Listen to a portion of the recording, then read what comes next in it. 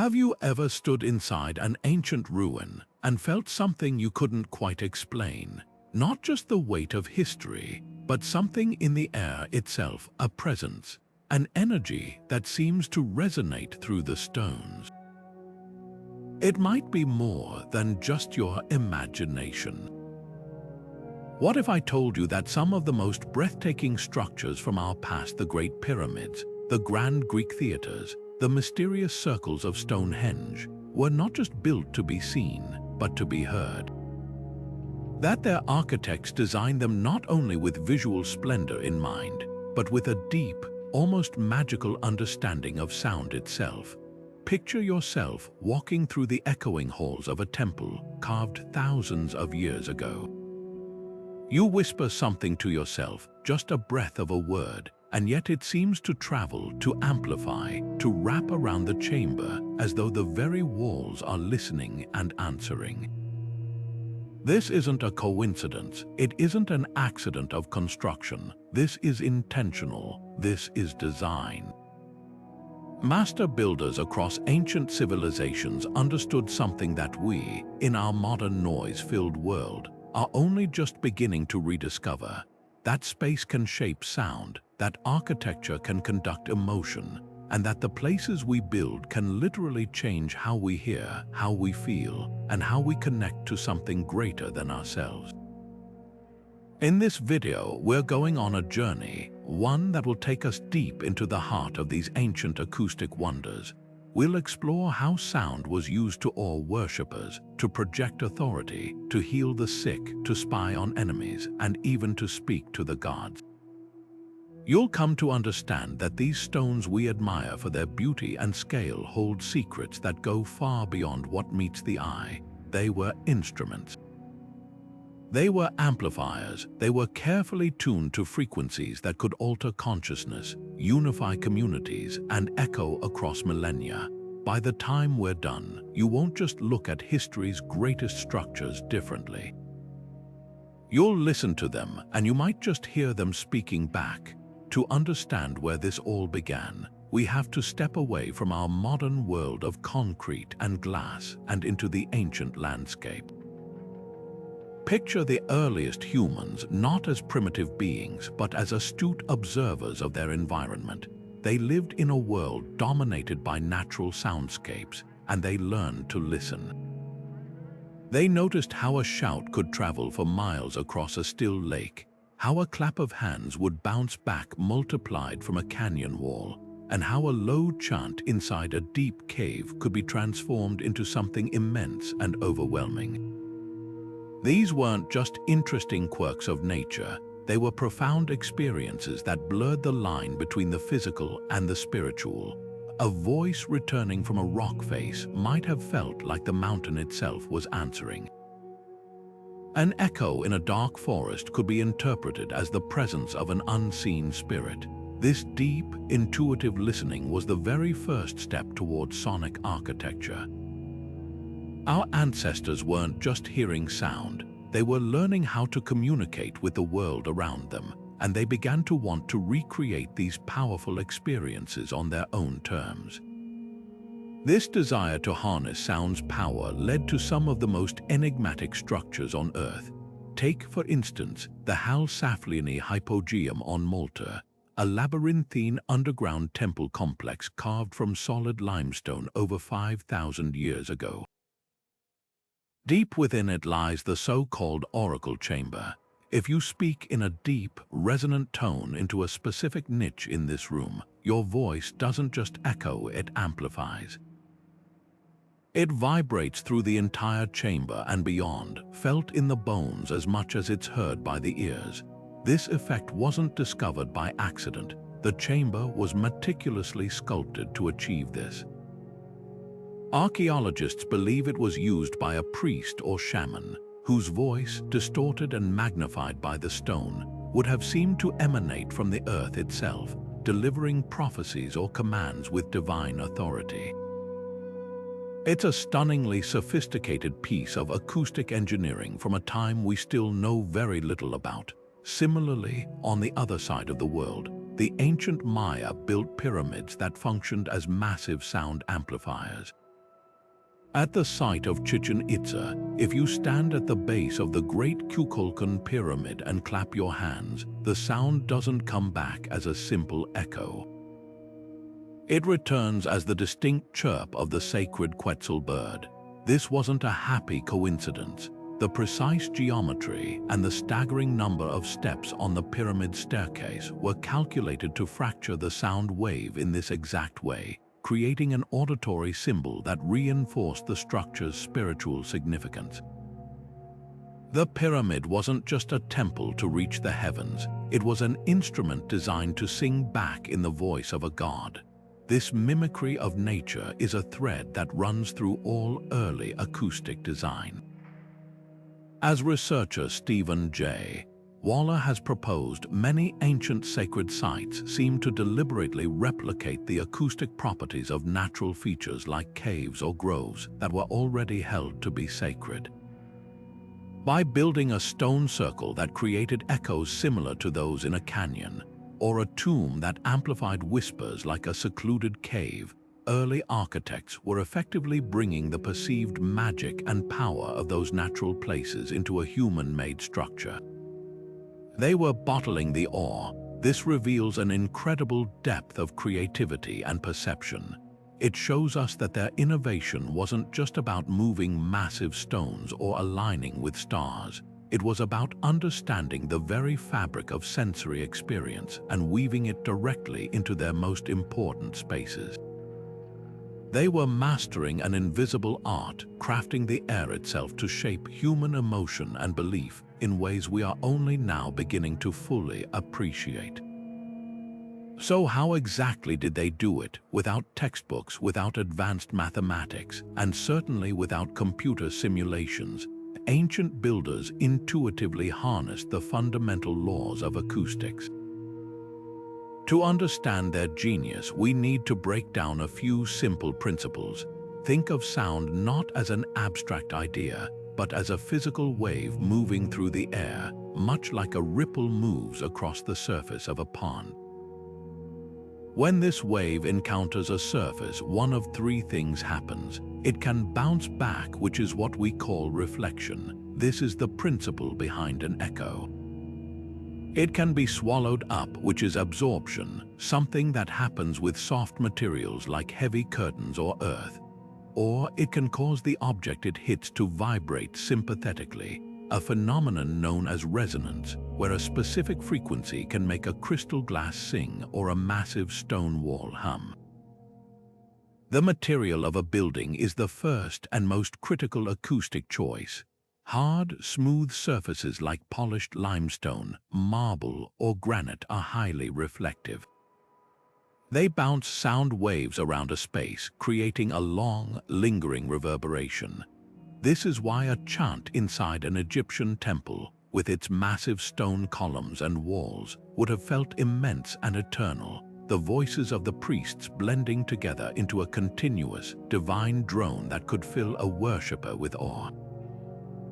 Conversely, softer, more porous materials like wood or plaster absorb sound waves, shortening the reverberation time and creating a much drier, more intimate acoustic environment perfect for clear speech. Ancient architects weren't just choosing stone for its durability or grandeur. They were selecting it for its sonic properties, understanding that the very substance of their buildings would shape the experience inside. Then there's geometry, the shape of the space itself. This is where the true artistry comes in. The ancient Greeks were absolute masters of this. Their open-air theaters, like the magnificent one at Epidaurus, are textbook examples of using shape to control sound. The semi-circular, steeply banked seating arrangement isn't just for good sightlines. It's a sophisticated sound diffusion system. The curved rows of stone benches act as a series of filters and reflectors, breaking up the sound waves from the stage and scattering them evenly across the entire audience. This prevents the sound from shooting straight up and out of the theater, and instead guides it gently to every single seat, no matter how high up. It's so effective that today, An actor speaking in a normal conversational tone on the stage can be heard with perfect clarity by someone sitting in the very back row, over 50 meters away. But the Greeks weren't alone. Over in the Andes, the Inca stonemasons of Machu Picchu performed what seems like acoustic magic. They built walls with such incredible precision that the stones fit together without mortar, creating seamless, complex angles. At a spot known as the Sacred Plaza, if you stand in one specific corner and speak, a person standing all the way across the plaza in the opposite corner can hear you with startling clarity, as if you were standing right next to them. The sound seems to travel around the open space, channeled by the intricate geometry of the walls. Researchers believe the precise angles and hard, smooth surfaces create a whispering gallery effect, guiding sound waves along a specific path. This wasn't a parlor trick. It was likely a sophisticated communication system for priests or rulers, allowing for private conversations across a public square. Modern scientists like acoustic engineer David Lubman have brought tools to these ancient sites to measure what the human ear has always perceived. Using a starter pistol to create a sharp, impulsive sound, they record the resulting echo, measuring the reverberation time, how long it takes for the sound to decay to silence. What they've found is astonishing. Many of these spaces have reverberation times that are perfectly optimized for their purpose. A reverberation of 1 to 2 seconds is ideal for understanding speech, which is exactly what you find in Greek theaters. For chanting or rhythmic music, a longer reverberation of 4 to 8 seconds, like that found in large stone cathedrals or Egyptian temples, adds a lush, blending quality that feels transcendent. The fact that these values are so consistently ideal across different cultures suggests a deep, shared empirical knowledge, refined over generations of careful listening and adjustment. This leads us to the million-dollar question. How did they achieve this precision without any of our modern instruments? The answer lies in a process of meticulous trial and error, a tradition of empirical learning passed down through guilds of master builders. We can imagine them using the most sophisticated instrument available, the human ear. They likely employed teams of listeners during construction, perhaps having an apprentice stand at the farthest point while a master clapped stones together or chanted from the stage, making minute adjustments to the angle of a wall or the texture of a surface based on what they heard. They might have used water to visualize sound waves, observing how ripples reflected off different shapes. They understood the acoustic properties of different materials intimately because they worked with them every day. They knew that a drum struck near a specific rock formation produced a certain tone, and they sought to replicate that effect in their architecture. It was a science, but it was a science learned through hands-on artistry, a profound dialogue between the builder, the material, and the invisible force of sound itself. Now, let's step inside one of the most enchanting acoustic phenomena born from this ancient wisdom, the Whispering Gallery. Picture yourself in the magnificent dome of St. Paul's Cathedral in London. You're standing on one side of a vast circular walkway, high above the floor below. The person you're with moves all the way to the opposite side, a distance so far that normal conversation would be impossible. You turn to the wall, cup your hands, and whisper a secret. Against all logic, your companion hears every single word with crystal clarity, as if you were whispering directly into their ear. This isn't magic, it's masterful physics, a principle understood and implemented by builders for centuries. The secret lies entirely in the curve. A whispering gallery is always a smooth, hard, and continuously curved surface, most often a perfect sphere or a parabola. When you speak against this surface, your voice doesn't radiate outwards in all directions as it normally would. Instead, the sound waves are captured and guided. They don't bounce around randomly, they travel or creep along the curve of the wall itself. This phenomenon is known as wave guiding. The sound is essentially trapped, clinging to the surface and losing very little energy as it journeys around the dome. By the time it reaches the other side, it's still strong enough to be heard perfectly, while for anyone standing in the center of the room, your words would be completely inaudible. It's a private channel carved not from stone, but from the very shape of the space. While St. Paul's is a famous example, this architectural trick appears in cultures and eras separated by vast oceans and centuries. In India, the colossal Gol Gum, as mausoleum, boasts a whispering gallery where even the faintest sound is carried across its 37-meter diameter. The effect here is so powerful that a single clap can produce not one, but 7 distinct echoes, and a whispered conversation can be conducted with ease between people standing at opposite points of the enormous dome. The builders of 1649 clearly intended to create an awe-inspiring auditory experience for visitors, a testament to the power and sophistication of the empire that constructed it. Perhaps one of the most spiritually significant examples is found in Beijing's Temple of Heaven complex. The Imperial Vault of Heaven is a circular building surrounded by a perfectly smooth circular wall, known as the Echo Wall. If 2 people stand at opposite ends of this wall and one speaks in a normal tone, the other will hear them clearly, the sound having traveled the long way around the perimeter. But the acoustic mastery doesn't stop there. In front of the vault lies the circular mound altar, a 3-tiered marble platform. Stand on the central round stone slab and speak, and your voice will seem to boom back at you, amplified by the concentric circles of perfectly aligned balustrades that reflect the sound directly to its source. For the emperors who performed rituals here, this acoustic effect would have been profoundly empowering. Their prayers to heaven wouldn't just disappear into the air, they would resonate, amplified and returned, creating the palpable sensation that heaven was not only listening but answering. This was sonic architecture in the service of divine authority. These structures were far more than clever party tricks for the elite. They served deeply practical and symbolic purposes. In an age before electronic bugging devices, a whispering gallery offered a supremely secure way to have a private conversation in a very public place. A ruler could receive sensitive information from an advisor or issue a command without fear of being overheard, the architecture itself acting as a shield against eavesdroppers. In a religious context, the effect was nothing short of miraculous. A priest's prayer whispered into a wall, only to be heard by a congregant on the far side, could be presented as a direct message from the divine, a personal miracle that reinforced faith and the authority of the religious institution.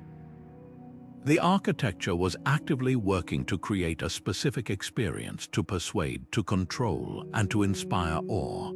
When we listen to these walls today, we're not just hearing an echo, we're hearing the whispered intentions of the architects themselves, a hidden language of power and belief encoded in stone and curvature.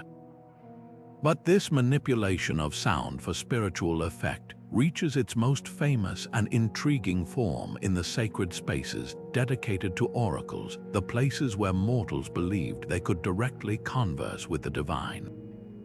If whispering galleries were about private communication between people, oracle chambers were about public communication with the gods, and the acoustic design was absolutely central to selling the illusion.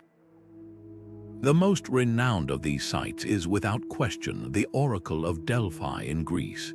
Perched on the slopes of Mount Parnassus, this was the spiritual heart of the ancient world for centuries, where the Pythia, the high priestess, would deliver cryptic prophecies that shaped the fate of empires, all while inhaling vapors rising from a crack in the earth. For a long time, historians focused on those geological gases as the sole source of her divine frenzy. But recent archaeoacoustic research suggests the very chamber she sat in played an equally intoxicating role. The Aditon, the inner sanctum where the prophecies were delivered, was a small, enclosed space, likely with a sunken floor and stone walls that created a powerful resonance. When the Pythia spoke, even in a low, rasping voice altered by trance, her words would have been amplified and distorted by the hard, reflective surfaces, bouncing around the confined area and reaching the ears of the attending priests with an unearthly, echoing quality. This wasn't just a woman speaking, it was a voice emerging from the stone itself, filtered and transformed by the architecture into something that felt genuinely supernatural. The techniques weren't unique to Greece. Journey to the great temple of Karnak in Egypt, and you'll find evidence of a similar sonic sophistication. Deep within the complex, certain chambers feature niches or false doors carved into the walls at precise heights and angles. Egyptologist researchers propose that a priest would stand in one of these niches to deliver a pronouncement. His voice would be focused and projected by the stone surround, while the vast, reverberant space of the temple hall behind him would swallow any other noise, making his words seem to originate from the solid wall itself, a direct message from a god or ancestor. This effect could be heightened further. Some temples were strategically positioned to capture natural soundscapes. A gust of wind funneled through a specific corridor might produce a low, moaning hum. The distant rush of the Nile or a hidden underground stream could provide a constant, hypnotic backdrop of white noise. These natural sounds, harnessed by the architecture, would layer over the human voice, creating a complex auditory tapestry that overwhelmed the senses and made the supernatural feel immediate and real. So how did they physically achieve these effects? The architectural toolkit for sonic divinity was both ingenious and deliberate. Slanted walls weren't just an aesthetic choice, they were sound reflectors, angled to bounce voices directly towards a specific gathering point for the audience. Hollow floors built over subterranean chambers or channels acted as natural resonators, adding a deep, booming bass note to any sound made above them, making a footstep feel like a distant drumbeat and a voice feel more powerful. The most crucial element was the creation of focal points. Just as a parabolic satellite dish collects television signals from space, a curved or concave surface can collect sound waves and focus them on a single spot. An ancient architect might design a small alcove with a curved back wall. A person speaking from that exact focal point would have their voice gathered and projected outward with startling force and clarity. Conversely, someone standing at the focal point of a large dome would hear the faintest whisper from anywhere in the room amplified as if it were spoken right next to them. This precise placement was everything. The speaking position for the oracle or priest wasn't arbitrary. It was the acoustic sweet spot, carefully calculated through generations of experimentation to maximize the dramatic impact. This investment in sonic divinity wasn't merely about theatrical trickery. It served a profound social and psychological purpose. In a world without science to explain natural phenomena, the gods were the answer. A voice that seemed to emanate from the earth or from a stone statue was irrefutable proof of their presence and power. For the ruling class, this was an unparalleled tool for maintaining authority. A king whose commands were validated by a booming, godlike voice from the temple was a king who ruled with divine mandate. His authority wasn't just political, it was cosmological. For the general populace, these experiences offered comfort and order. The ability to hear the gods or their intermediaries confirmed that the universe was not chaotic and random, but one where humans could interact with and influence higher powers through ritual. The awe-inspiring acoustics forged a powerful communal belief, a shared experience that reinforced social bonds and cultural identity. The chills you felt hearing that echoing voice were not just a physical reaction to sound. They were the feeling of faith itself being solidified, of a community listening together to what they believed was the voice of destiny. The stones didn't just amplify sound, they amplified belief, and in doing so, they shaped the course of history itself. While the oracle chambers used sound to create intimate, supernatural encounters, ancient cultures also mastered acoustics on a truly massive scale, designing vast outdoor venues where every single person in an audience of thousands could experience a performance with stunning clarity. The grand amphitheaters of Greece and Rome stand as some of the most enduring testaments to this acoustic genius, where the marriage of music, drama, and architecture created powerful communal experiences that have rarely been matched since. To sit in the theater of Epidaurus, even today, is to witness a kind of magic. Carved into the side of a Peloponnesian hill in the 4th century BC, this structure seats over 14,000 people. Yet from the highest tier of stone benches, nearly 60 meters away from the circular orchestra stage, you can clearly hear the rustle of a program, the strike of a match, or an actor speaking in a perfectly normal, unstrained voice. The effect is so precise and so counterintuitive to our modern experience of large, echo-filled spaces that for centuries, people attributed it to favorable winds or even supernatural intervention. The truth, as acoustic science has revealed, is far more impressive. It is the result of intentional, sophisticated design.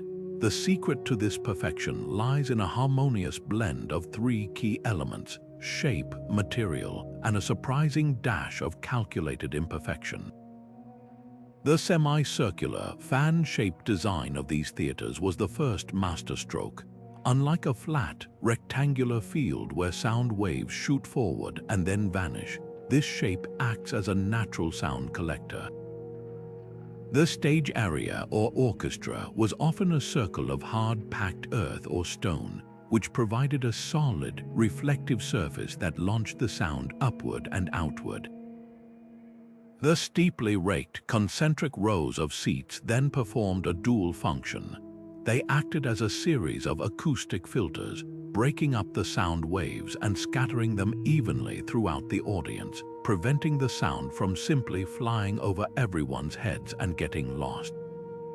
At the same time, the curved rows also subtly focused the sound back toward the center, creating an enveloping auditory experience. This combination of diffusion and slight focusing ensured that sound energy was distributed with remarkable efficiency, reaching every ear without the need for any amplification. The materials chosen were just as critical. The Greeks and Romans built their grandest theaters using limestone and marble, materials prized not just for their beauty and durability, but for their acoustic properties. These hard, smooth surfaces are highly reflective, particularly of the high-frequency sounds that are so essential for understanding speech and appreciating the intricate melodies of ancient instruments like the lyre or the aulos, a double-reed wind instrument. A singer's voice or the pluck of a string wouldn't be absorbed by soft, porous materials. It would bounce off these stone surfaces, retaining its brightness and clarity as it traveled. This is why the tragic monologues of plays by Sophocles or Euripides, which relied on the nuanced inflection of every syllable, could be understood with heart-wrenching clarity even by those sitting in the proverbial cheap seats. The architecture was literally tuned to the human voice and the instruments of the time. Perhaps the most fascinating discovery, thanks to researchers like acoustic engineer Nico de Klerk, is that this perfection wasn't achieved through flawless symmetry. Using advanced laser scans and computer modeling, scientists have found that the stone rows in theaters like Epidaurus are not perfectly straight. They incorporate subtle, seemingly random irregularities and small imperfections in their angles and surfaces. At first glance, this might seem like a construction error, but it is actually a brilliant acoustic innovation. In a perfectly smooth, bowl-shaped structure, sound waves can create strong, focused echoes that bounce back and forth between parallel surfaces, creating a muddled, ringing effect that would garble a performance. These intentional imperfections act as acoustic diffusers, breaking up those standing sound waves and scattering their energy, which effectively eliminates the echo and preserves the pristine clarity of the original sound. It's a stunning example of how ancient builders understood complex wave behavior on an intuitive level, using what we might now call noise in the system to actually create a purer signal. This acoustic mastery wasn't just about technical achievement, it was in service of a profound cultural purpose. These amphitheaters were the social and spiritual hearts of their communities. They were places where citizens gathered to experience the foundational myths of their culture through drama, to be moved by stirring music, and to participate in religious festivals. The shared auditory experience, the fact that everyone from the wealthiest patron in the front row to the poorest farmer in the back heard the same performance with equal fidelity, created a powerful sense of unity and collective emotion. The sound itself became a binding agent for society. The architects who designed these spaces weren't just engineers. They were cultural facilitators who understood that by crafting the perfect acoustic environment, they were nurturing the very soul of their civilization, ensuring that every story, every note, and every word meant to shape the public consciousness would be heard exactly as intended for generations to come. But the quest to command through sound wasn't confined to the spiritual realm. It was brought into the very heart of secular power, in the palaces and courts where emperors and kings wielded absolute authority.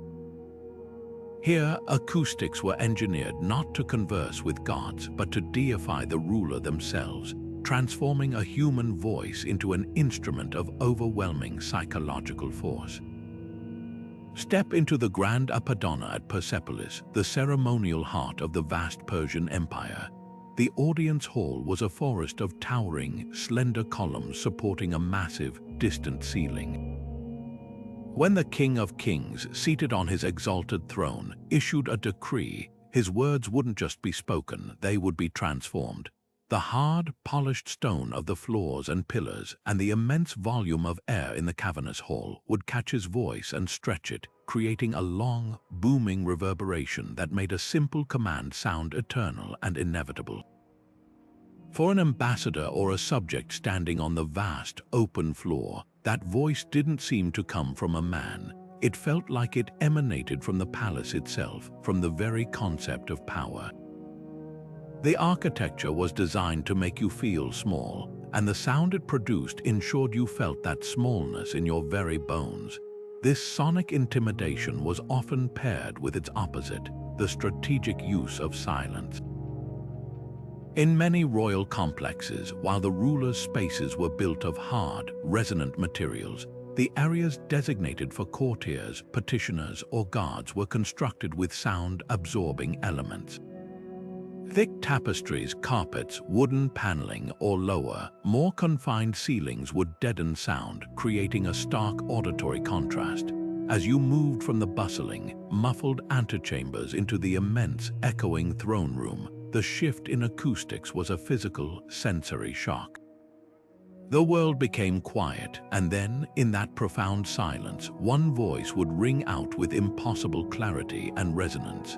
This wasn't just an acoustic effect, it was a carefully crafted hierarchy of sound, a sensory metaphor for the social order. The king's voice was everything. All other sounds were meant to be swallowed by the architecture, reinforcing the idea that only one person's words truly mattered. The Romans perfected this concept in their basilicas, the large public buildings that served as courts of law and administrative centers. These structures were marvels of acoustic engineering for authority. The judge or magistrate would sit in a large, vaulted apse at one end, a semi-domed space that acted as a natural sound reflector, projecting his voice down the long, rectangular hall. The hard marble surfaces and high coffered ceilings ensured his pronouncements on law and justice carried to the back of the room with weight and clarity, making every judgment sound absolute and unassailable. Meanwhile, the space for the accused or the arguing lawyers, often in the central nave, offered no such acoustic advantage. Their voices would be lost in the vastness, struggling to be heard, a sonic representation of their powerless position before the might of Roman law. The very building was an argument for the state's authority, and it was an argument you heard with your own ears long before a verdict was even read. Perhaps the most sophisticated example of this auditory control is found in China's Forbidden City. The entire complex is a masterclass in using space to enforce social order, and sound was a key component of that design. The Meridian Gate, the massive southern entrance, isn't just a door, it's a U-shaped fortress with towering walls. When the emperor addressed his officials or armies in the vast courtyard before it, his voice would be captured and reflected by these high walls, amplifying it over the crowd. But the real genius lies in the sequencing of spaces leading to the emperor. To reach the Hall of Supreme Harmony, where the throne sat, one had to cross a series of enormous courtyards, each separated by a large raised hall. This created a journey of alternating vast open spaces and narrower, enclosed ones. The effect on sound was profound. Noise from the outer courtyards was filtered and dampened by the time it reached the inner sanctum, preserving an aura of serene, untouchable quiet around the Son of Heaven. Yet a proclamation from the throne could travel efficiently through these sequential spaces, each courtyard acting like a stepping stone for sound, carrying the imperial voice outward with authority. The design ensured the emperor could hear the empire, but the empire could only hear him when he chose to speak, and always with the full, imposing resonance of absolute power. This manipulation of acoustics reveals a deep, almost unsettling understanding of human psychology, that how we hear authority is just as important as what it says, and that the spaces built around us are never silent, but always speaking the language of control. But this architectural manipulation of sound reaches its most sublime and intentional form not in the halls of power, but in the houses of worship.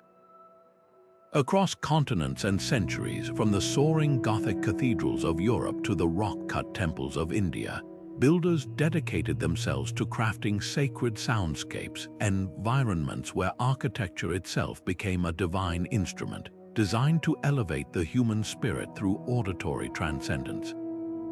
Step inside a place like Chartres Cathedral on a quiet morning. The space is immense, a forest of stone reaching towards the heavens. Now, imagine that silence broken by the first notes of a Gregorian chant from a single monk. The sound doesn't just travel, it transforms, it blossoms. The hard, polished surfaces of the limestone columns, the vast vaulted ceilings soaring overhead, and the sheer volume of enclosed air all work in concert. They catch that single human voice and sustain it, stretching each syllable into a long, lush reverberation that can last for 8 seconds or more. One voice becomes a chorus, not of many people, but of one voice multiplied by time itself, overlapping and blending until the entire cavernous space is filled with a continuous, drone-like harmony. This is not an accident of construction, it is the entire point. The long reverberation time, a physical property of the space, was meticulously engineered to make a small group of chanting monks sound like a heavenly host, to make a solitary prayer feel like it was being joined by the echoes of all the faithful who had ever worshipped there. The architecture was designed to dissolve the individual into the collective, the temporal into the eternal. This phenomenon is brilliantly illuminated by the work of researchers like Bisera Pencheva, a professor of art history who has dedicated her career to studying the acoustics of medieval spaces. She describes how the specific harmonic structures of plainchant, its slow, free rhythms, and its emphasis on open, resonant intervals like fifths and octaves were not just a musical choice but an acoustic one. These intervals are naturally powerful and stable. They are the building blocks of the harmonic series, the very frequencies that a massive stone column might naturally emphasize if you struck it. The chant and the cathedral were composed for each other. The slow pace of the music allows time for the reverberation to happen without turning into a muddy cacophony. The sustained notes interact with the architecture's lingering echo, creating a complex, ever-shifting cloud of sound that feels less like a performance and more like a living, breathing presence within the space. It is an immersive experience that engages the body as much as the mind. You don't just hear the chant, you feel it vibrating in your chest, a physical manifestation of the spiritual awe the builders sought to evoke. The stone literally sings back to the choir, a feedback loop between human devotion and divine resonance. This pursuit of acoustic holiness is a universal language, spoken in different dialects across the world's faiths. Travel to the Ajanta caves in India, a series of Buddhist prayer halls and monasteries carved directly into the heart of a mountain cliff face over 2,000 years ago. Here, the architects worked in reverse, not building upward but carving inward, using the natural solid rock as their medium. The result is an acoustic environment of profound intimacy and power. The circular, dome-like chaitya halls dedicated to prayer have a very specific shape and incredibly hard, smooth walls. A mantra chanted here doesn't fade away. It is captured and focused by the curved surfaces, creating a clear, resonant echo that seems to emanate from the stupa, the symbolic representation of the Buddha's mind at the far end of the hall. The sound becomes a tangible expression of the prayer itself, bouncing from the walls and returning to the meditator, reinforcing the mantra in a powerful loop. It is a sonic representation of the cycle of samsara and the path to enlightenment, all facilitated by the intentional shaping of stone. The rock itself becomes a participant in the ritual, an active agent in achieving a higher state of consciousness. Beyond the pure physics of reflection and reverberation, these designs were often imbued with deep symbolic meaning. The dimensions of a temple might be based on sacred numbers or ratios believed to reflect the harmony of the cosmos. The use of specific materials wasn't just for their sonic properties but for their spiritual significance. Marble might be chosen not only because it rings clearly but because its whiteness symbolizes purity. The angles of vaults and the curves of domes were frequently calculated not just to distribute weight or direct sound, but to symbolically channel celestial energies or represent the vault of heaven itself. In this worldview, a beautiful sound was not merely pleasant, it was a glimpse into the mathematical and spiritual order of the universe. A perfectly resonant space was a miniature model of a harmonious cosmos, and by worshipping within it, the faithful were not just asking for divine favor, but were actively aligning themselves with the fundamental principles of creation. The architect was a theologian, and the blueprint was a hymn. The ultimate goal was to construct a gateway using geometry and material science, through which the human soul could audibly perceive and connect with the divine, making the intangible power of faith something you could not only feel in your heart, but hear with your own ears, ringing through the very stones around you. Yet for all its mystical and spiritual applications, sound in the ancient world was also a tool of pure, unvarnished practicality, a vital technology for survival, coordination, and exploration long before the invention of the radio or the telephone. Imagine yourself as a Roman sailor navigating a ship through the pitch-black fog of a moonless night off the coast of Alexandria. The only thing between you and the treacherous rocks is the faint, low bellow of a horn, a sound that seems to emanate from the very darkness itself. That sound is your lifeline, and it's being projected from one of the most famous lighthouses in history, the Great Pharos. While we remember it as a towering beacon of fire, its architects almost certainly designed its upper chambers with acoustics in mind. The stone enclosure around the signal fire would have acted as a massive resonator, capturing the blast of a warning horn and projecting it out to sea with vastly greater power and range, turning a human breath into an instrument of salvation that could cut through howling wind and crashing waves. This was acoustic engineering in the service of life and death. This principle of amplification was applied across the ancient world in structures built for defense and logistics. High in the Andes, the Inca Empire was connected by the Hypogeum, an immense network of roads spanning thousands of miles through some of the most treacherous mountain terrain on Earth. Guarding these routes were way stations known as tambos, but these were more than just rest stops. They were often strategically designed with acoustics in mind.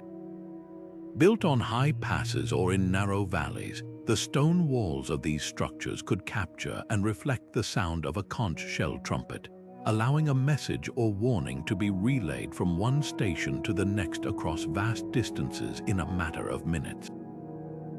This was a pre-Columbian internet, a system of auditory signaling that allowed a centralized empire to maintain control and respond to crises across a continental expanse with a speed that would have been otherwise impossible. The sound didn't just travel, it was guided, shaped, and launched by the architecture itself.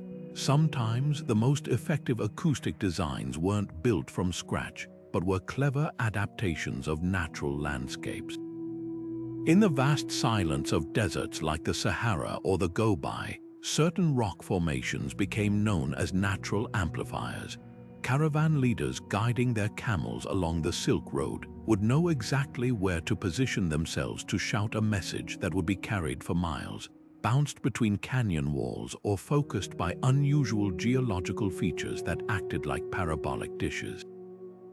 These were not considered magical places, but practical ones, landmarks noted on mental maps for their invaluable utility, turning the empty, echoing expanse from a threat into a tool.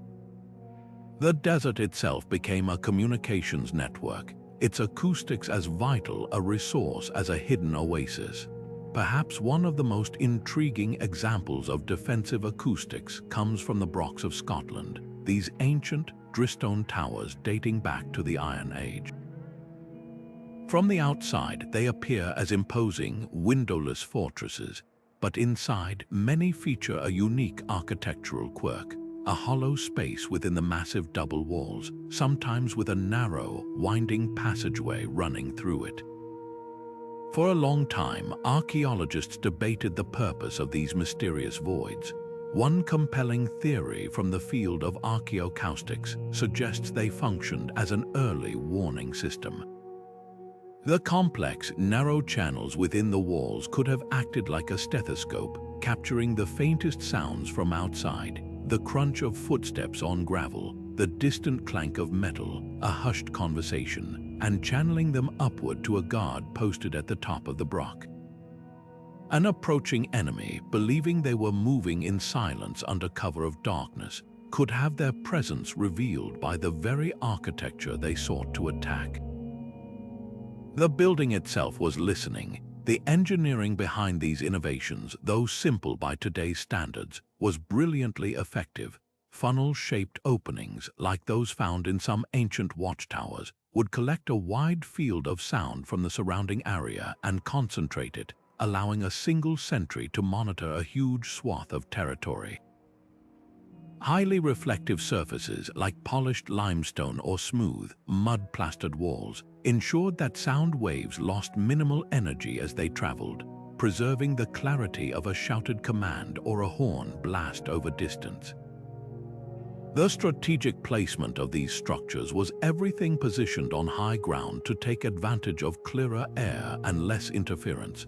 or placed in narrow valleys where sound would be naturally channeled and focused. This was an era where architectural intelligence was measured not in decibels or frequency charts, but in the ability to keep a community safe, to guide a traveler home, or to ensure a message was delivered against all odds. These were the forgotten networks of the ancient world, woven not from wire or light, but from the invisible, life-saving fabric of sound itself. Now, let's shift our focus from the grand and public to the deeply personal and restorative.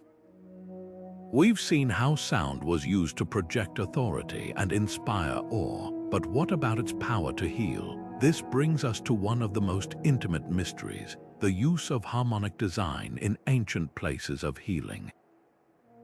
Picture a different kind of sanctuary, not a temple for gods or a theater for the masses, but a refuge for the sick and weary.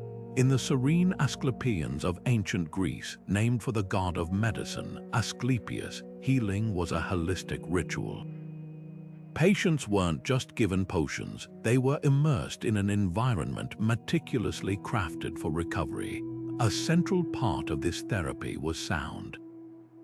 After undergoing cleansing rituals, patients would be led to a special abaton or encomiterion, a long, sacred hall where they would sleep. As they drifted into a hypnotic state, priests would move through the space, chanting prayers and hymns, or playing soft, resonant music on lyres or oloi. The architecture of these halls was no afterthought. The dimensions, the materials, the very shape of the room were all chosen to amplify and sustain these healing frequencies. The sound waves from the chanting would wash over the patients, not as a loud noise, but as a gentle, all-encompassing vibration. The theory was that these specific resonant frequencies could literally recalibrate a person's body and mind, easing pain, reducing anxiety, and inducing a state of tranquility that was believed to be essential for the body's natural healing processes to take over. This wasn't mere superstition. It was an applied science of wellness where architecture acted as a resonator for therapy. The profound understanding that vibration could influence physical and mental states wasn't confined to Greece. The Romans, who adopted and expanded so much of Greek culture, integrated these principles into their vast bath complexes. While famous for their heated pools and social atmosphere, these thermae were also central to Roman medicine. The larger bath halls, with their towering, vaulted ceilings and expansive marble surfaces, created long, lush reverberations. The sounds of flowing water from intricate fountain systems, the low hum of conversation, and the dedicated musical performances that often took place there would blend into a constant, soothing auditory backdrop. This sonic environment was designed to be a stark contrast to the noisy, chaotic streets of a Roman city. It was a place for sensory respite. The combination of warm water, which relaxes muscles, and a calming soundscape, which quieted the mind, created a powerful therapeutic experience. This was a place to literally wash away the stresses of the day, with the architecture ensuring the process was as acoustically pleasing as it was physically cleansing. Even in Egypt, evidence suggests that certain temple precincts or attached buildings functioned as sanatoriums. Inscriptions and reliefs depict the use of music and chanting in healing rituals for everything from physical ailments to mental distress, implying that the acoustics of these spaces were considered a vital component of the treatment. We have a remarkable window into this ancient belief system thanks to historical accounts from physicians themselves. The renowned Greco-Roman Dr. Galen, whose medical texts were authoritative for over a millennium, wrote extensively about the role of what he called the non-naturals in health environmental factors like air, light, food, and crucially, sound. He prescribed specific musical modes and instruments for different conditions, believing a lively melody could lift a depressive mood, while a slow, rhythmic drumbeat could steady a racing heart.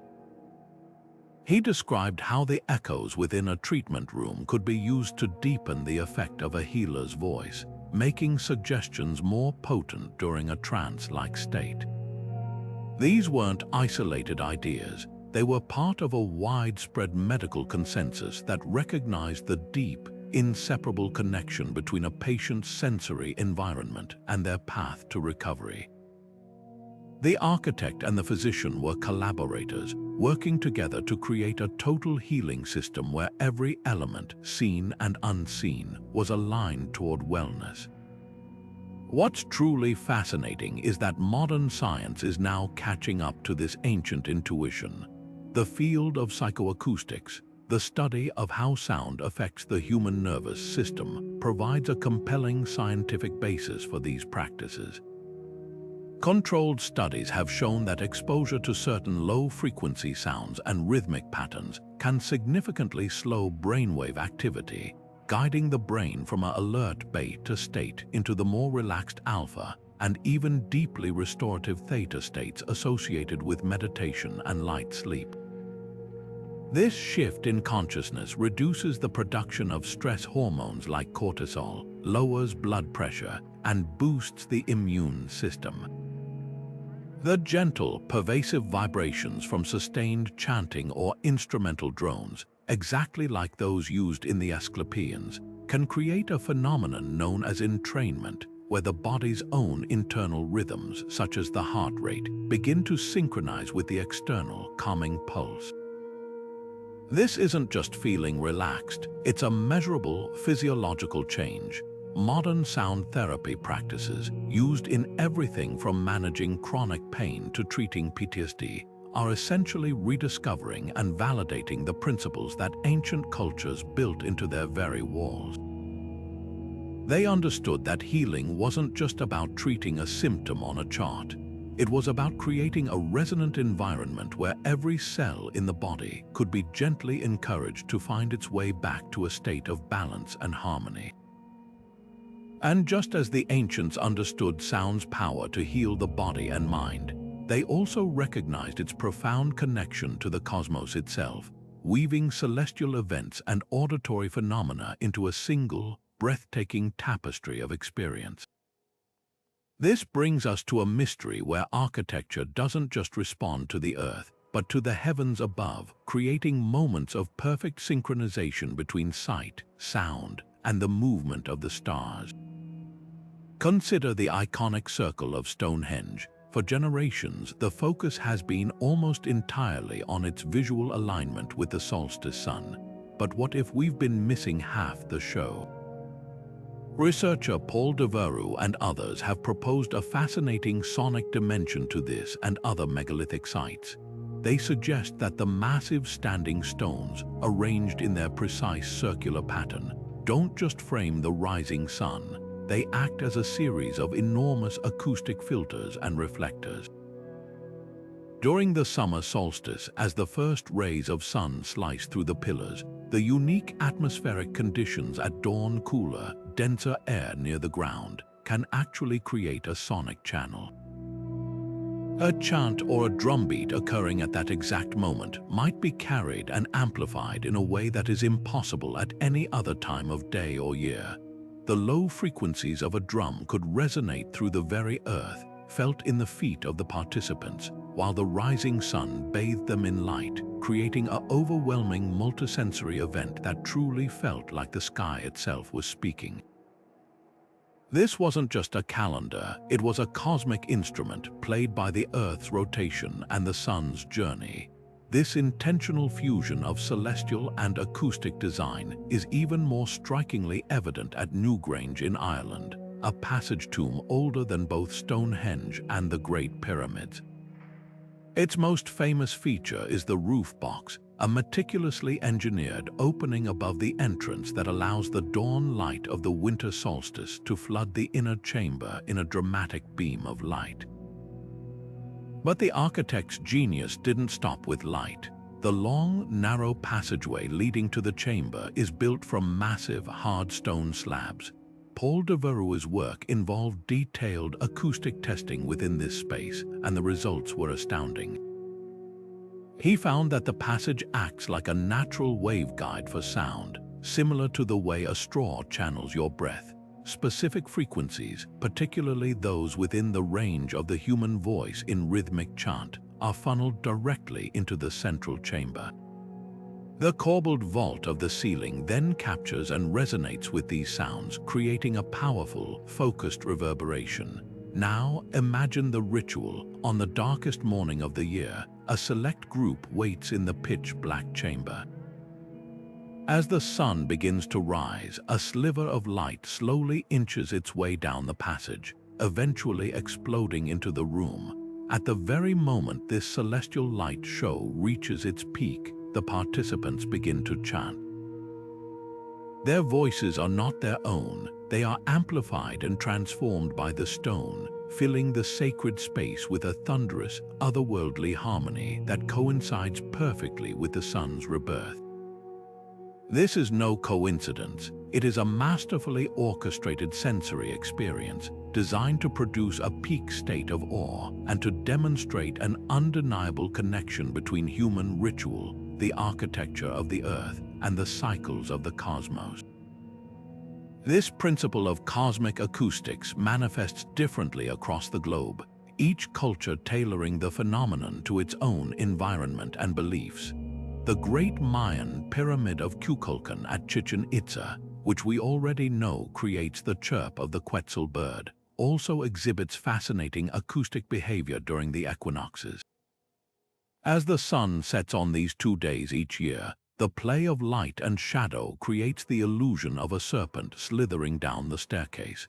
Some acoustic researchers have noted that the specific angle of the sun and the resulting thermal effects in the atmosphere appear to alter the pyramid's sonic properties slightly, making echoes clearer or perhaps even subtly shifting their pitch. While more research is needed, the tantalizing possibility exists that the visual spectacle of the descending serpent god was accompanied by a unique auditory signature, a divine sound marking the celestial event. Similarly, in the vast temple complex of Karnak in Egypt, the alignment of certain pillars and gateways isn't just for processional routes. It's oriented to capture the prevailing winds at specific times of the year, particularly during important religious festivals connected to the Nile's inundation cycle. As the wind funnels through these narrow stone channels, it can produce a constant, low humming or a haunting whistling sound. To a culture that believed the voices of the gods were present in natural forces, this wouldn't have been random noise. It would have been interpreted as Ammon or another deity speaking directly through the temple itself, their voice activated by the sacred time of year and the celestial trigger of a star's first appearance in the dawn sky. The architecture served as a kind of calendar and a loudspeaker for the divine, all in one. Why go to such extraordinary lengths? Why synchronize stone with star and sound? The answer lies in a foundational principle of ancient thought, the concept of cosmic harmony. Many cultures held a deep-seated belief that the universe was not silent, but was in fact a vast, resonant system. The planets moving in their orbits were thought to produce a celestial music, the infamous music of the spheres, that, while inaudible to the ordinary human ear, represented the perfect mathematical order of creation. By building structures that created a tangible, audible harmony at the very moment a celestial event occurred, ancient priests and architects were doing something profound. They were bringing that distant, theoretical cosmic music down to earth. They were making the inaudible audible. They were providing physical, irrefutable proof that their rituals, their community, and their sacred sites were in perfect tune with the fundamental order of the universe. In these moments of convergence, the boundary between the human and the divine, the earthly and the celestial, didn't just blur, it dissolved into a single, resonant chord, felt and heard by all who were privileged enough to witness it. After exploring how celestial events could trigger profound sonic experiences, we now turn to an element that is both foundational to life and mesmerizing to the senses: water. Beyond its visual beauty and life-giving properties, water possesses a unique and powerful acoustic character, one that ancient architects learned to harness as a masterful tool for shaping atmosphere and emotion. The sound of moving water is inherently calming to the human brain. Its random, non-repeating patterns form a natural form of white noise that effectively masks jarring, unpredictable sounds, allowing the mind to relax and focus. This understanding led to water being woven into the very fabric of sacred and contemplative spaces, not as an afterthought, but as a core component of the acoustic design. Consider the exquisite palace complex of the Alhambra in Granada, Spain, a pinnacle of Islamic architectural artistry.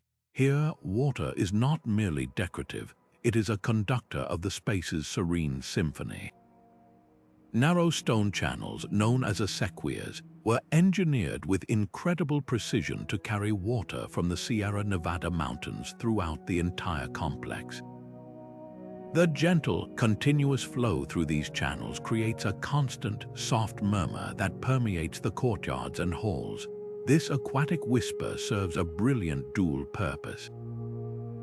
Firstly, it provides a soothing, hypnotic auditory backdrop that enhances the feeling of peace and contemplation, perfectly complementing the intricate geometric patterns and cool shade of the architecture.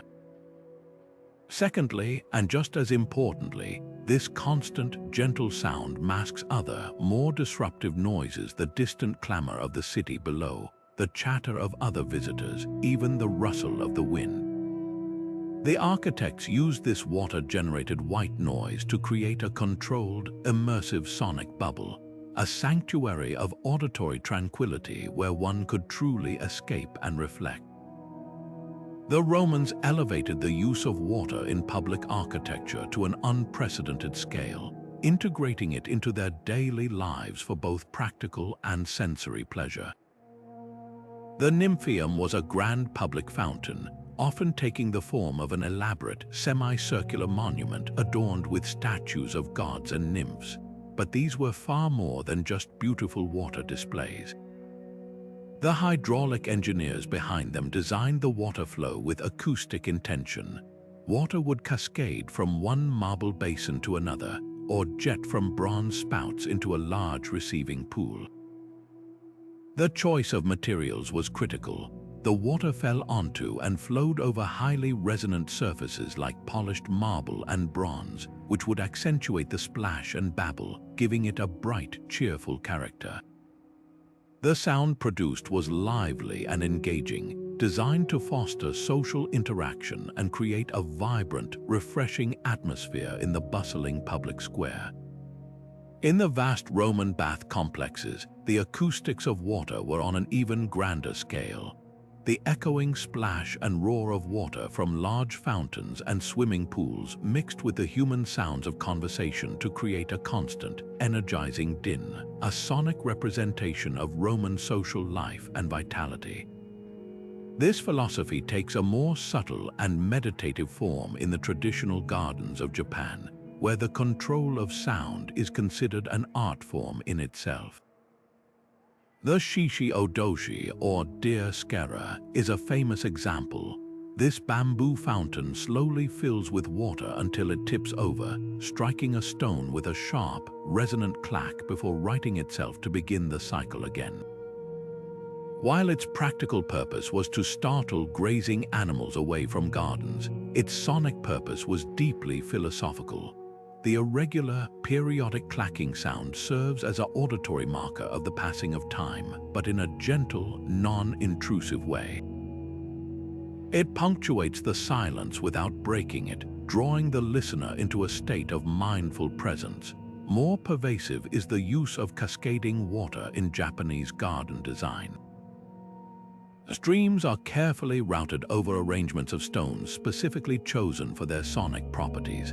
A flat, smooth stone will produce a wide, sheet-like splash, while a jagged, irregular stone will create a more complex, multi-tonal trickle. The garden designer acts as a composer, using these different water sounds to create a layered, natural symphony that encourages introspection and a connection to the raw elements of nature. The true acoustic magic often happened at the intersection of water and stone. Ancient builders understood that these two elements, when combined, could produce unique sonic effects that neither could achieve alone. A stream channeled through a narrow, stone-lined tunnel would not only speed up but also amplify its sound, the hard walls reflecting and concentrating the water's energy into a louder, more focused rush. A droplet falling from a specific height onto a specific type of stone in a cavern could create a perfect bell-like tone that would resonate through the underground space. It is not difficult to imagine ancient priests or shamans in such places, using the natural water-driven percussion and amplification for rituals, interpreting the sounds as messages from the earth itself. This holistic approach to design, where the natural hydrology of a site was respected and incorporated, where the sound of a spring was as important as the spring's water, reveals a worldview that saw the environment as a partner in creation. The architect's role was not to conquer nature with brute force, but to listen to it, to collaborate with it, and to amplify its inherent music for human benefit and spiritual elevation. The fluid, ever-changing nature of water made it the perfect metaphor for sound itself, an invisible force that flows, fills spaces, and moves around obstacles, capable of both profound power and gentle peace. But the mastery of sound wasn't always used for transcendence or healing. It also had a far more cunning and clandestine application, hidden within the very walls of power. Beyond the grand halls and sacred spaces, ancient architects turned their skills to the art of espionage, crafting ingenious sonic traps designed to pry loose the secrets of enemies and allies alike. This is the shadowy world of acoustic surveillance, where architecture itself became a listening device, and the flow of information was controlled not by codes but by cunningly shaped stone. One of the most famous and chilling examples is the Ear of Dionysius, a man-made cave carved into the limestone cliffs of Syracuse in Sicily. Its name, coined by the painter Caravaggio centuries later, is perfectly apt. From the outside, it appears as a tall, slit-like opening in the rock, but step inside and its true nature is revealed. A towering, teardrop-shaped cavern that narrows dramatically as it bores deep into the hillside. The genius of its design is in this unique shape. The high, curved ceiling acts as a massive sound collector, capturing even the faintest conversations from the quarry floor outside. Those sound waves are then funneled, focused, and amplified as they are forced up the narrowing channel of the cave. A whisper at the entrance could be heard with startling clarity by a guard or a tyrant's agent listening at a small opening at the top of the cave, deep inside the cliff. According to legend, the tyrant Dionysius I used this natural amplification system to eavesdrop on his political prisoners who were held in the quarry below, gleaning intelligence from their private conversations and desperate plots, believing themselves to be alone. The very rock itself was his informant. This principle of sonic funneling wasn't confined to dramatic caves. It was integrated directly into the domestic architecture of power. In many medieval castles and Renaissance palaces across Europe and Asia, one can find evidence of listening tubes or auditory canals. These were narrow, purpose-built shafts, often hidden behind tapestries or within the thick stone of walls, that connected sensitive areas like guest chambers, council rooms, or guard posts to a concealed listening chamber, often a small closet or an alcove in a ruler's private apartment. The tubes were typically lined with smooth, glazed pottery or plaster to create a hard, reflective surface that minimized sound absorption. Because sound travels best through a confined, consistent medium, these tubes acted as primitive but highly effective audio pipelines. A conspiratorial conversation held in front of a seemingly innocent decorative wall vent could be channeled directly to the ear of a hidden listener several floors away, every word preserved with an eerie intimacy. In an age of constant political intrigue and fragile alliances, such a device was worth more than a regiment of soldiers. The strategic value of this sonic intelligence was immense and often directly shaped the course of history. Imagine a medieval lord forewarned of a betrayal by a noble he was hosting, thanks to a whisper captured by a listening post in the guest chamber's fireplace flue. He could then prepare a counter-ambush, turning a potential defeat into a decisive victory without his enemy ever knowing how they were discovered. Diplomatic negotiations within palace walls were never private. Every concession, every threat, every moment of weakness expressed by an ambassador could be monitored and recorded by scribes in an adjacent room, giving the host ruler an insurmountable advantage.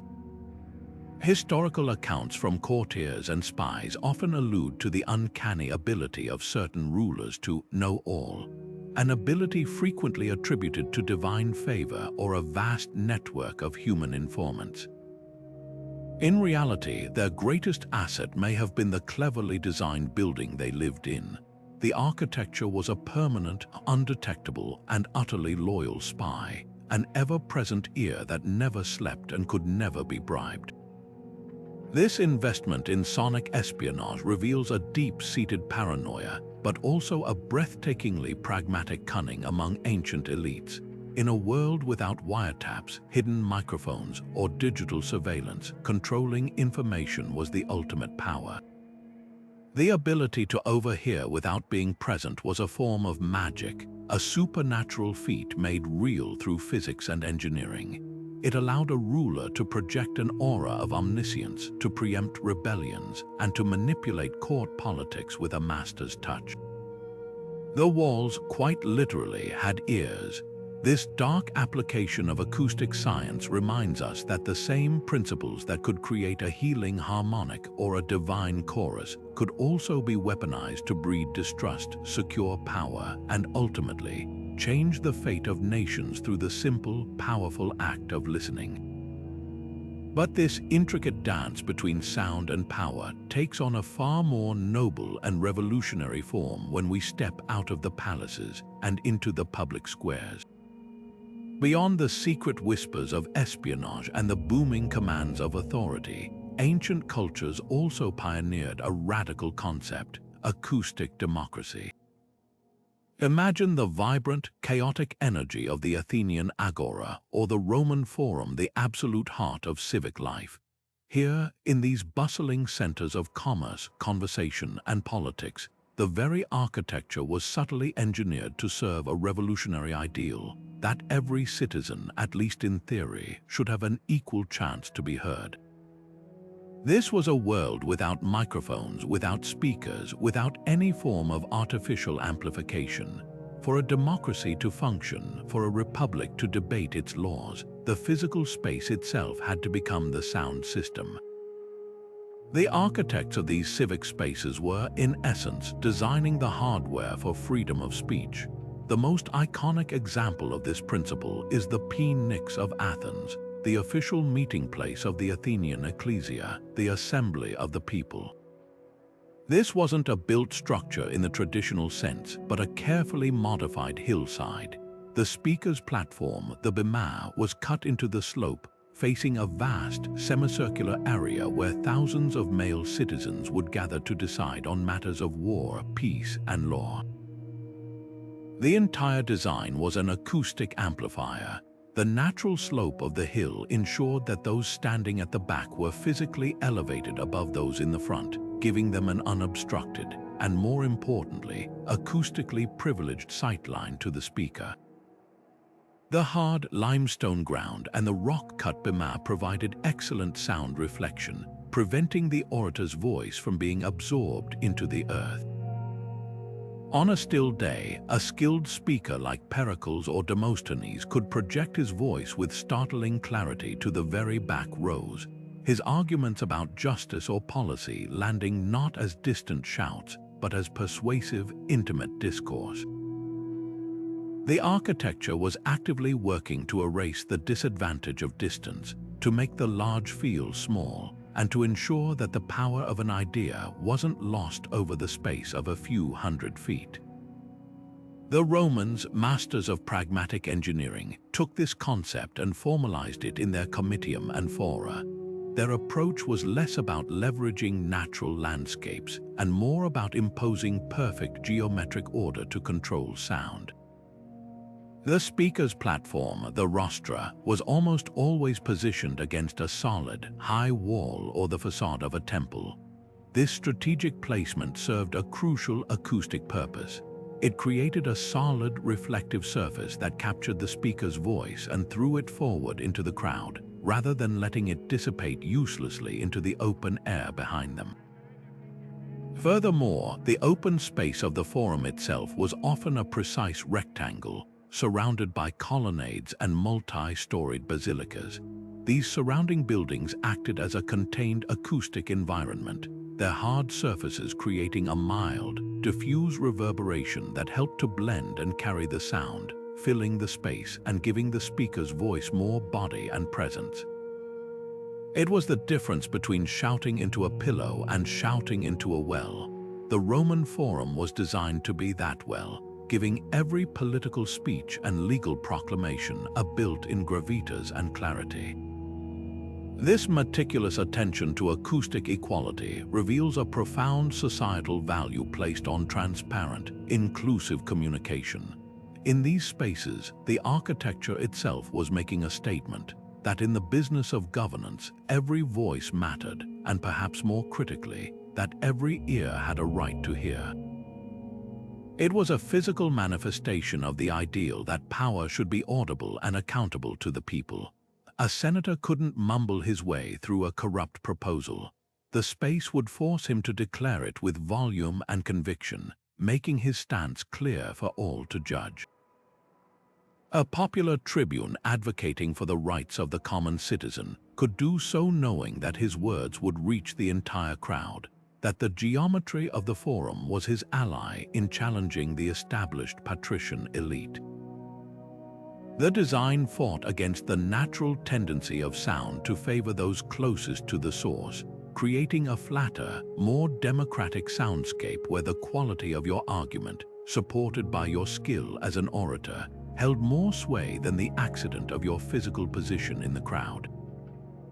It was an attempt to use physics to create a level playing field for ideas. What resonates so powerfully from these ancient blueprints is a lesson we seem to have forgotten in much of our modern urban design. Today, our most important civic debates are often held in chambers with terrible, muffled acoustics, or broadcast through electronic systems that can fail, distort, or be deliberately manipulated. We have outsourced the responsibility for clear communication to technology, losing the innate architectural guarantee of transparency that the ancients built into their stone. The echoes of the Phoenix and the Forum challenge us to reconsider our own spaces for public discourse. Are our city halls, our town squares, our legislative chambers designed to foster understanding and collective decision-making? Or are they designed for segregation, for spectacle, or simply for aesthetic appeal?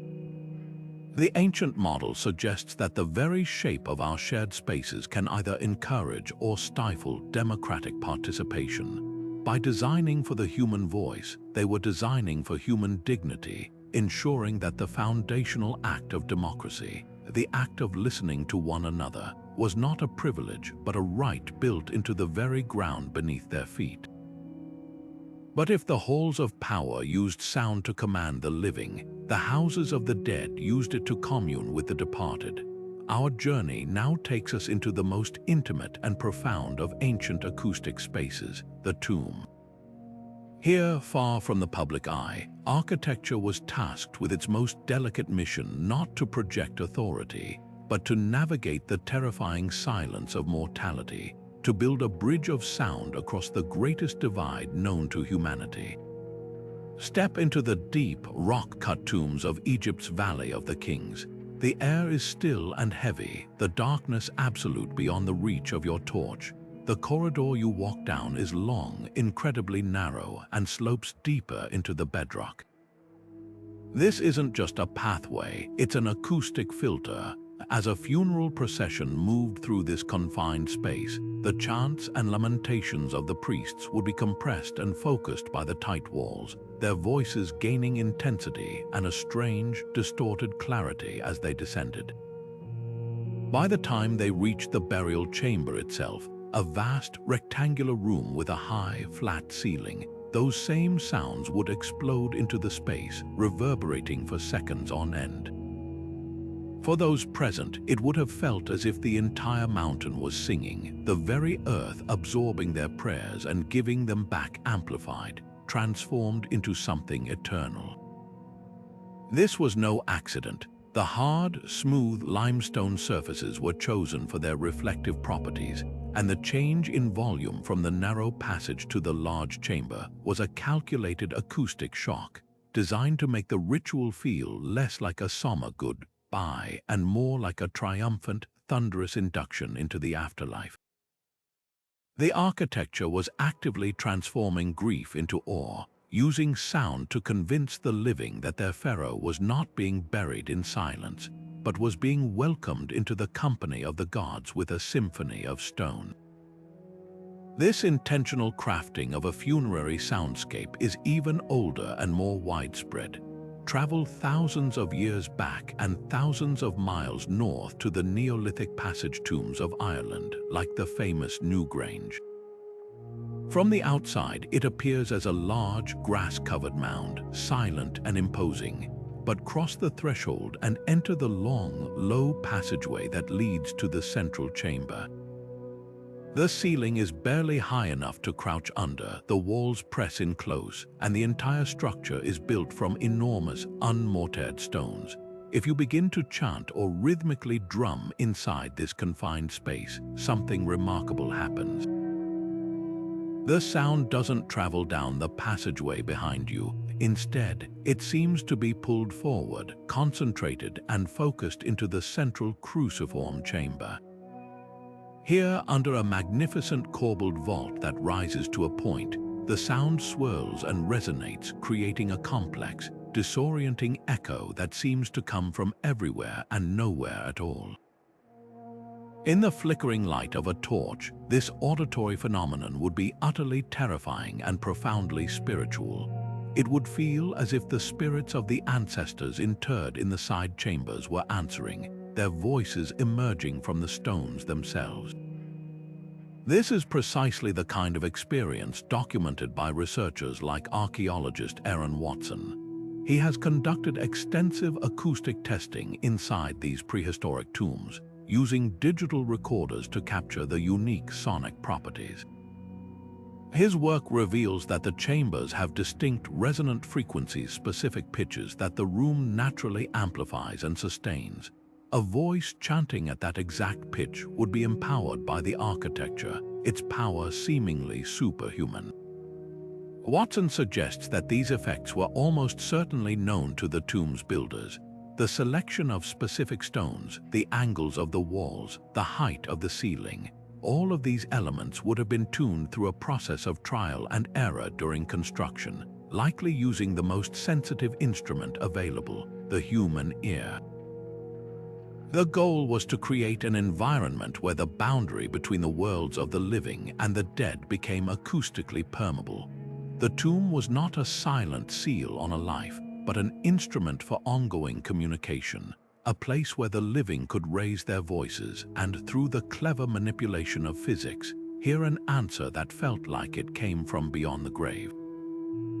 Why would ancient cultures, often with immense effort and limited resources, invest so heavily in this acoustic eternity?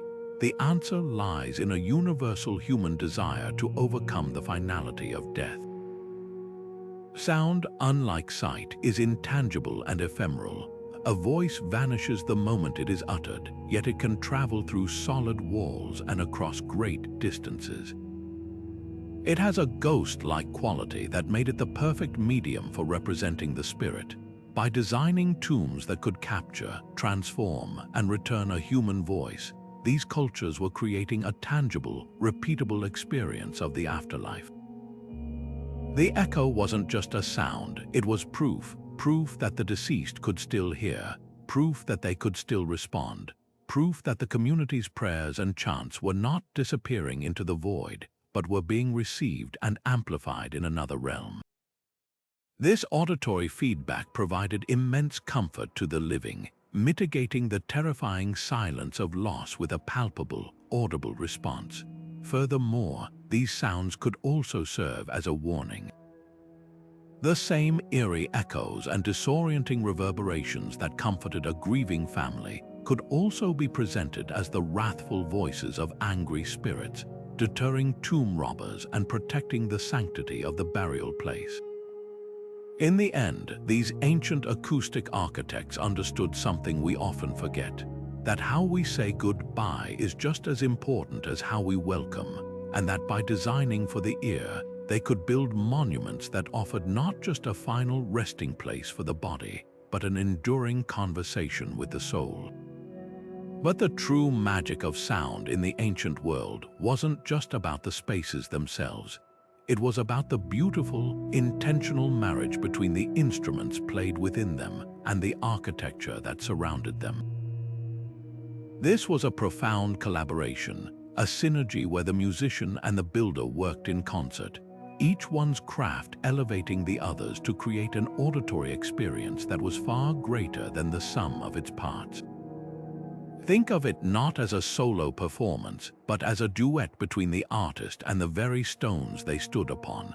The ancient instrument maker wasn't just building a device to produce notes, they were crafting a voice specifically designed to converse with a particular room, to unlock its acoustic potential and be empowered by it in return.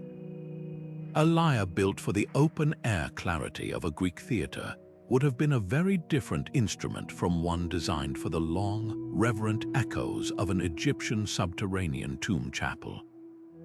The wood, the string tension, the size of the soundbox, every element was a considered choice based on where the music was meant to live and what emotional response it was meant to evoke. This was a holistic approach to soundscape design that we have largely lost in our modern world of amplified concerts and headphones, where the same electric guitar can sound identical in a concrete bunker or a cathedral. For the ancients, the venue was the final and most important component of the instrument itself. We can hear this partnership clearly in the grand Roman bath complexes. These were not quiet places of solitude but vibrant social hubs, filled with the roar of conversation, the splash of water, and the lively clamor of games. To be heard in this cacophonous environment, music needed power and sustain, and the Romans engineered a magnificent solution, the hydraulis or water organ. This was no mere novelty, it was a masterpiece of pneumatic engineering. The instrument used a complex system of pumps, bellows, and a submerged water chamber to create a steady, consistent flow of air pressure. This allowed the pipes to sound with an unwavering, powerful tone that could cut through the bath's dense auditory fog without ever wavering or fading. The hydraulis was, in essence, the ancient world's amplifier, and its design was perfectly matched to the vast, reverberant halls of the Thermae, where its rich, full frequencies would bounce off the marble and mosaic surfaces, filling the immense space with a continuous, thrilling wall of sound that energized the crowds and complemented the bustling atmosphere. The instrument and the institution were made for each other. On the other side of the world, in the high Andes, the Inca musicians understood a different kind of acoustic symbiosis. Their most iconic instrument, the siku or panpipe, produces a haunting, breathy tone that is inherently quiet and fragile. You couldn't blast it over a crowd. Instead, they placed it within the architecture that would protect and nurture its delicate voice. These pipes were often played in enclosed, ceremonial courtyards or within the precisely fitted stone chambers of their administrative complexes. The hard, smooth surfaces of the andesite walls acted as a natural soundboard, catching the soft, airy notes and reflecting them back into the center of the space, giving them body and presence without distorting their ethereal quality. The architecture didn't overpower the instrument. It embraced it, creating an intimate, immersive bubble of sound that drew listeners in rather than projecting out. This was music designed for contemplation and connection, not proclamation, and the buildings were an essential part of the performance, their acoustics ensuring that every subtle nuance and harmonic of the siku could be appreciated by the gathered community. This deep, empirical understanding is what researchers like music archaeologist Anna Friederich Potengowski work to reconstruct by building precise replicas of ancient instruments and then playing them within the ruins of their original performance spaces. They can begin to hear the conversation as it was intended.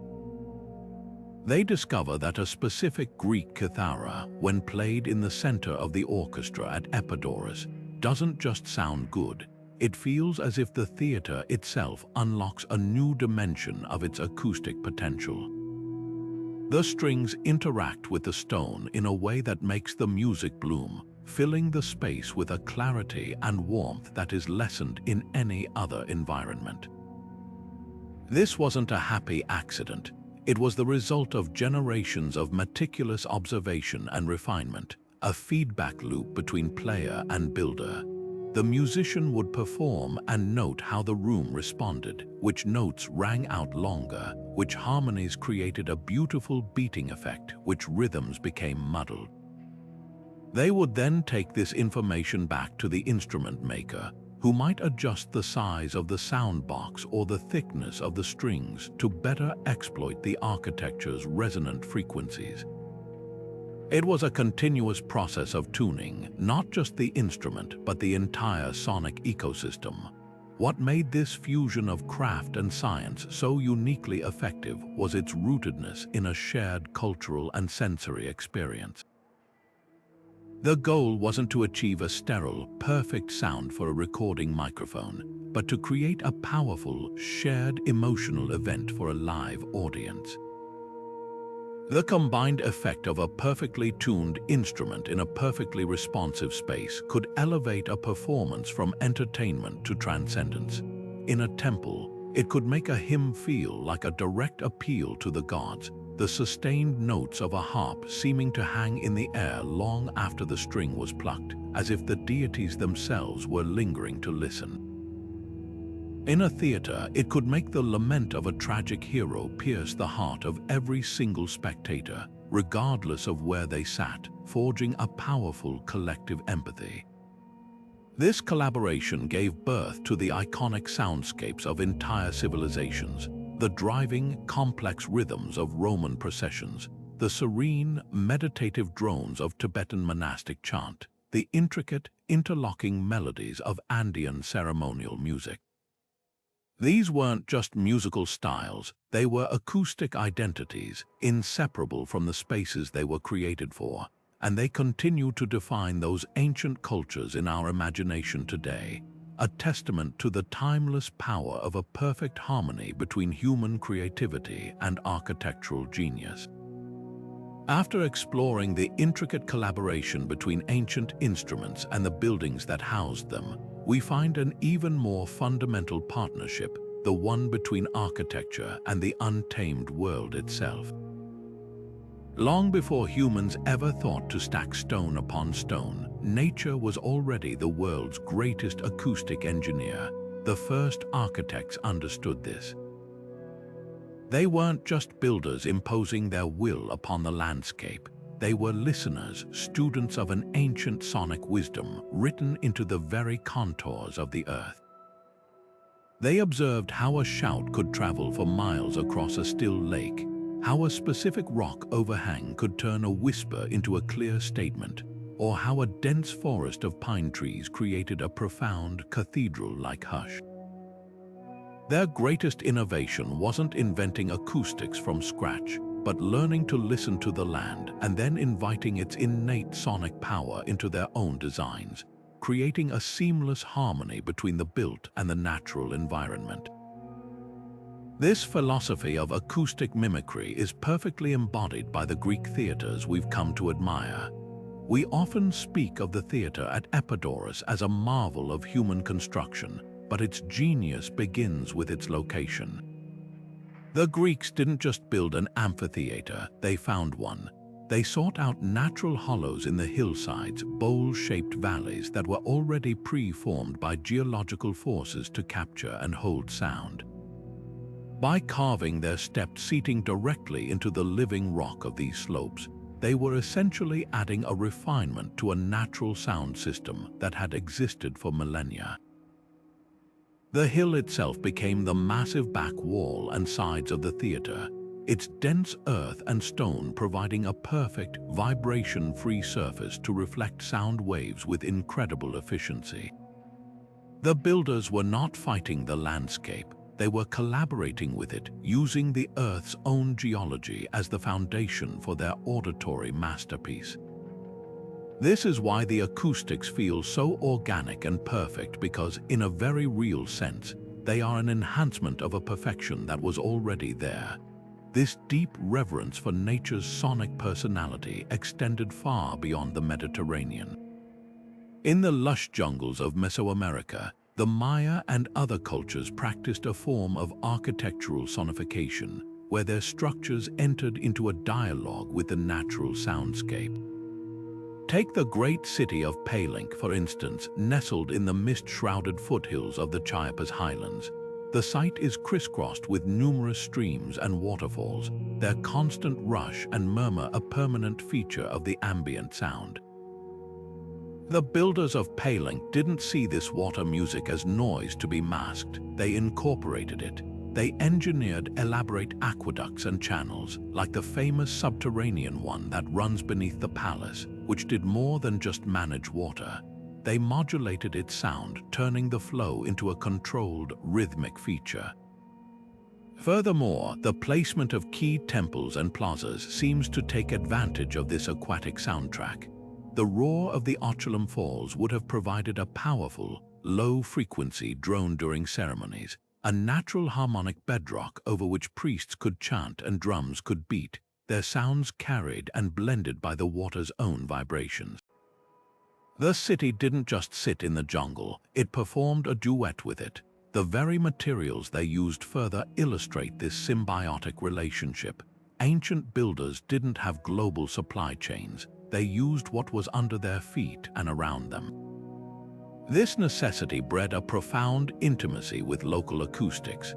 A builder in Egypt, surrounded by endless sandstone and granite, knew that these dense, crystalline rocks would produce long, majestic reverberations perfect for eternalizing the words of a god-king. A builder in the forests of northern Europe, working primarily with oak and pine, understood that these resonant woods would create a warmer, drier, and more intimate sound, ideal for the storytelling halls of chieftains. By sourcing materials locally, they were automatically tuning their structures to the sonic fingerprint of the region. The architecture didn't just exist in the environment, it was of the environment, vibrating in sympathetic resonance with the very land from which it was born. This approach reveals a philosophical worldview that stands in stark contrast to much of modern design. For many ancient cultures, the universe was not a silent void but a living, resonant entity. They heard music in the wind moving through canyons, rhythm in the crashing of waves on a shore, and harmony in the calls of animals echoing through a forest. Their goal was not to silence this cosmic symphony with soundproof walls, but to join it, to build in a way that respected and amplified the existing song of a place, was to show reverence for the spirits of that land. It was a declaration that human habitation should be a gentle enhancement, not a violent interruption. A temple that captured the wind to create a low hum was not just a building, It was a participant in the natural order, its voice adding to the chorus rather than drowning it out.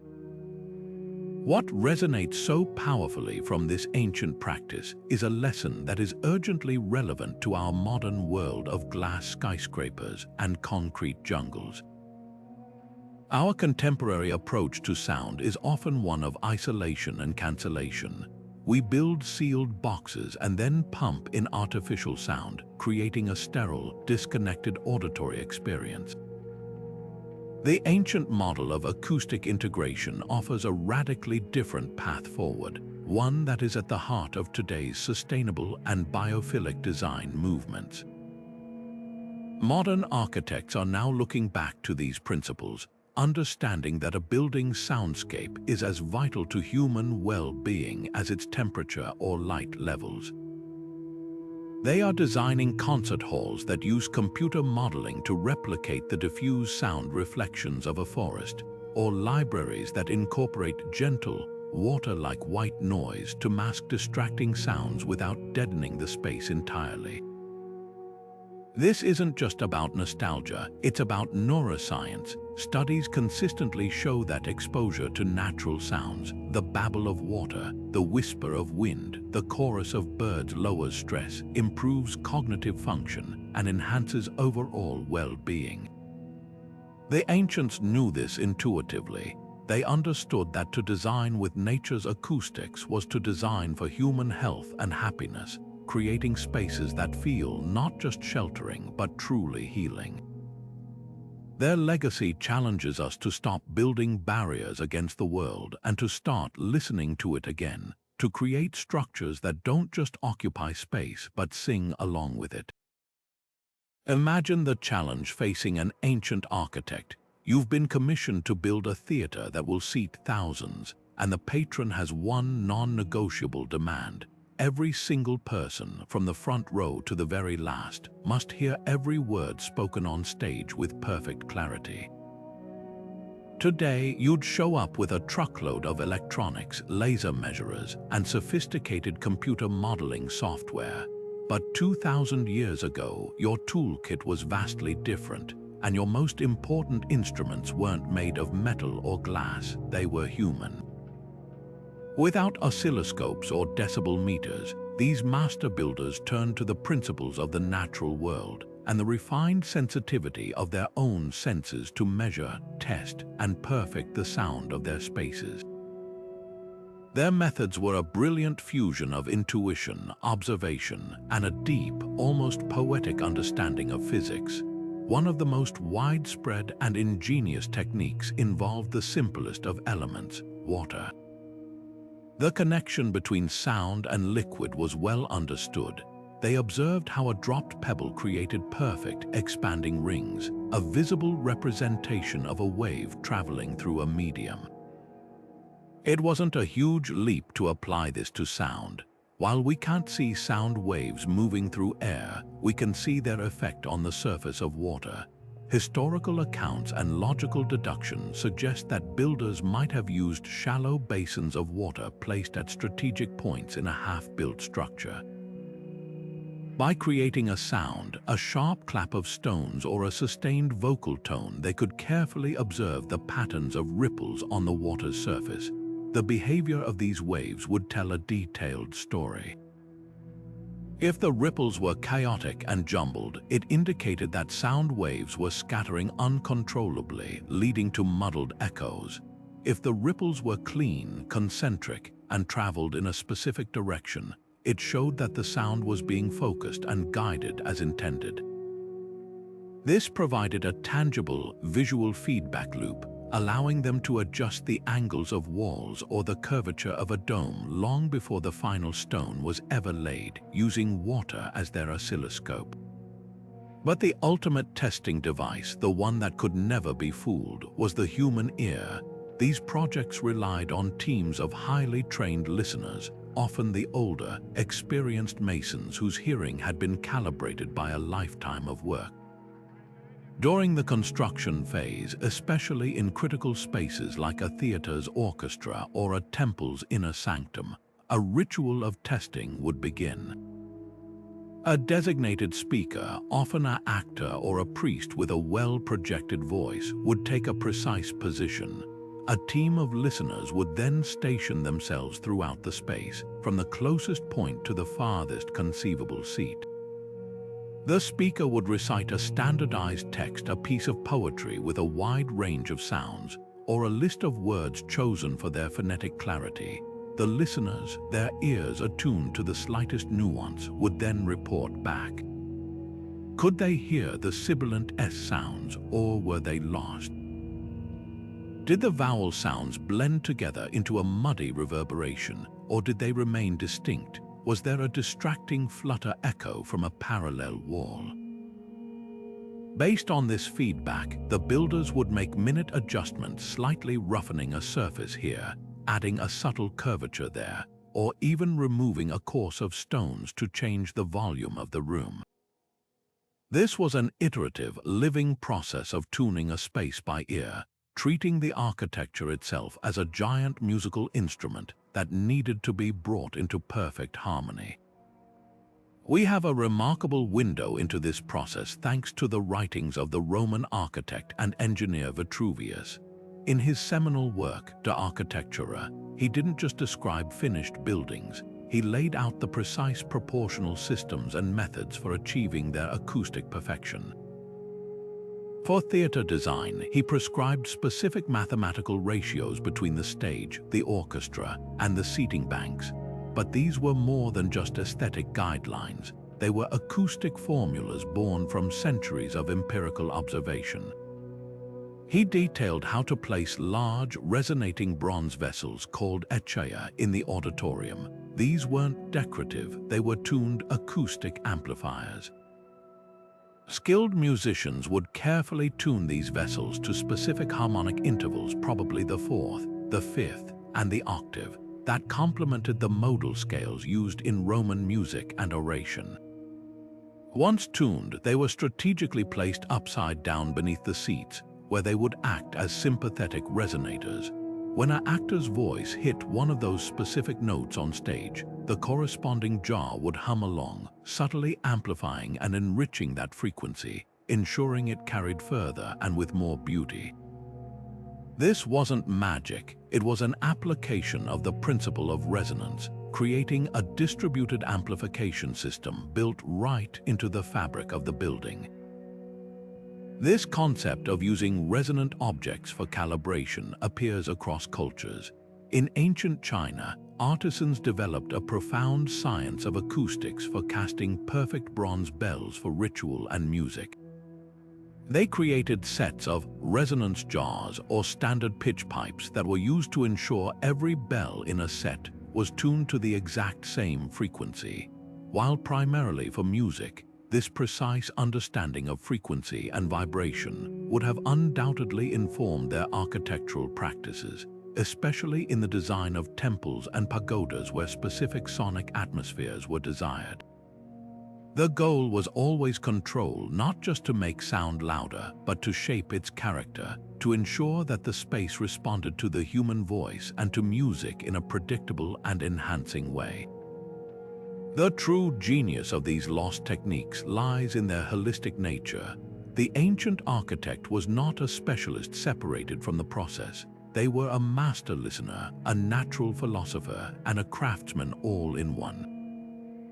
Their methodology was a continuous dialogue between design and perception, between calculation and feeling.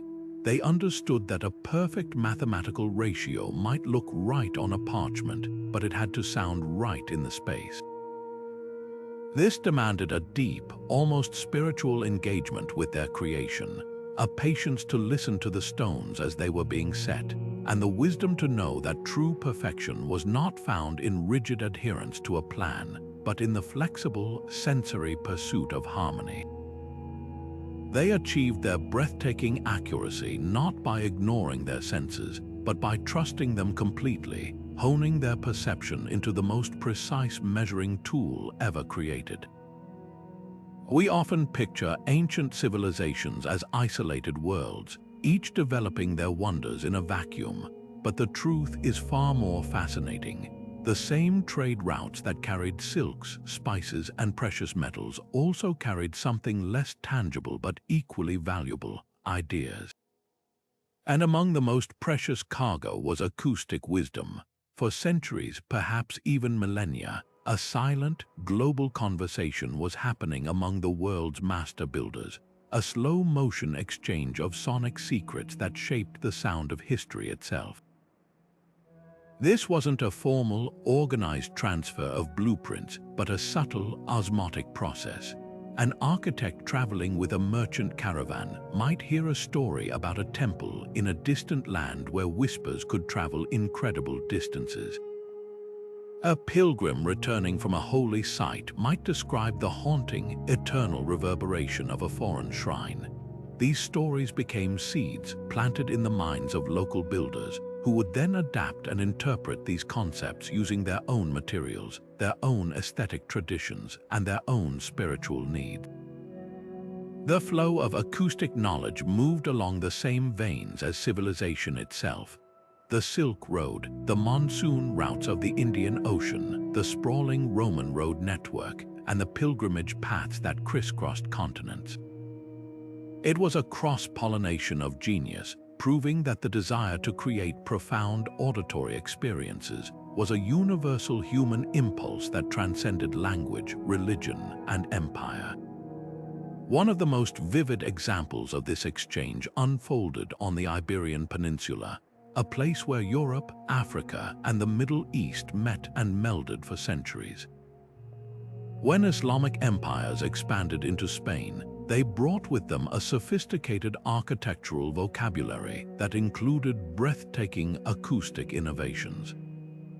The Great Mosque of Cordoba, with its iconic forest of double-tiered arches, is a masterpiece of geometric harmony, but step inside and you experience its sonic genius. The repetitive arches and the vast, compartmentalized space create a complex, diffuse soundscape.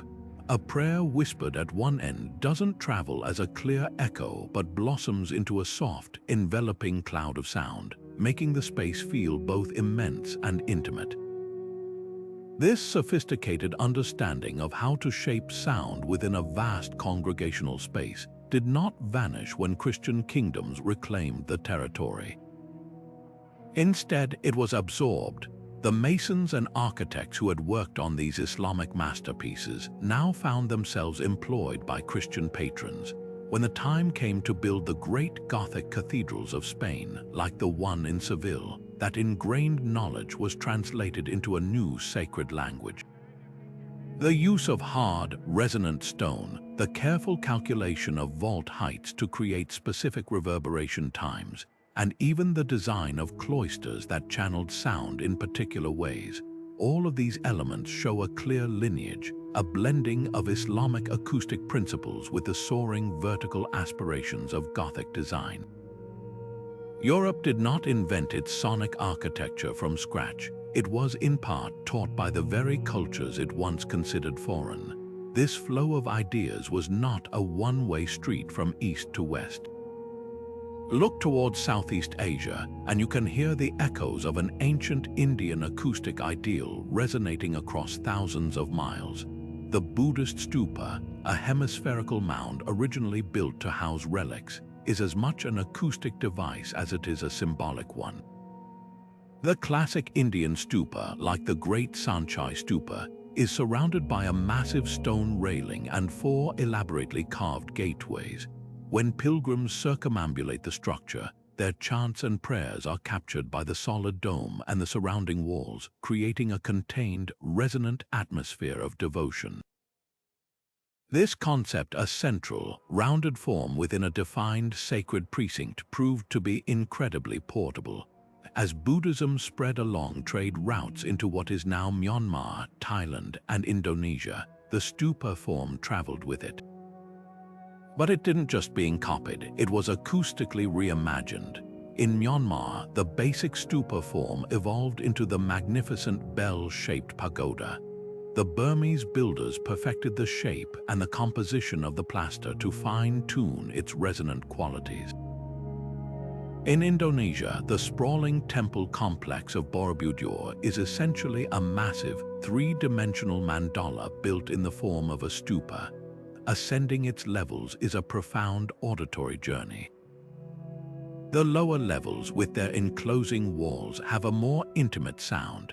As you climb higher, the walls fall away, and your voice is carried by the wind, symbolizing the transition from the confined worldly realm to the boundless spiritual one. The core acoustic principle using architecture to contain and elevate sacred sound remained constant, but its expression was brilliantly adapted to new landscapes, new materials, and new cultural interpretations. What fueled this relentless, centuries-long exchange? The drivers were as varied as the sounds themselves. Conquest was one, albeit a brutal catalyst. When a new empire absorbed another, it often absorbed its intellectual capital, including its master builders and their knowledge. But more often, it was the peaceful interactions that proved most fruitful. Religious pilgrimage was a powerful engine for acoustic diffusion. A Christian monk visiting the Hagia Sophia in Constantinople would have been utterly awestruck by the way the chants of the liturgy swirled beneath its vast dome, an experience so powerful it would inevitably influence the design of abbeys and churches back in his homeland. Likewise, a Buddhist pilgrim traveling from China to India would carry back not just scriptures, but sensory memories of the sonic environments of the cave temples at Ajanta or Ellora, memories that might later inspire a local grotto's design. The trade in materials themselves also spread acoustic knowledge. The demand for specific, highly resonant stones or rare, sonorous woods created networks of quarrymen and carpenters who shared techniques across cultural boundaries. A reputation for acoustic excellence became a source of immense prestige. A temple known for its miraculous echoes or a theater famous for its perfect clarity became a magnet for visitors, drawing pilgrims, scholars, and architects from distant lands who came to experience the wonder for themselves and undoubtedly to try to unravel its secrets.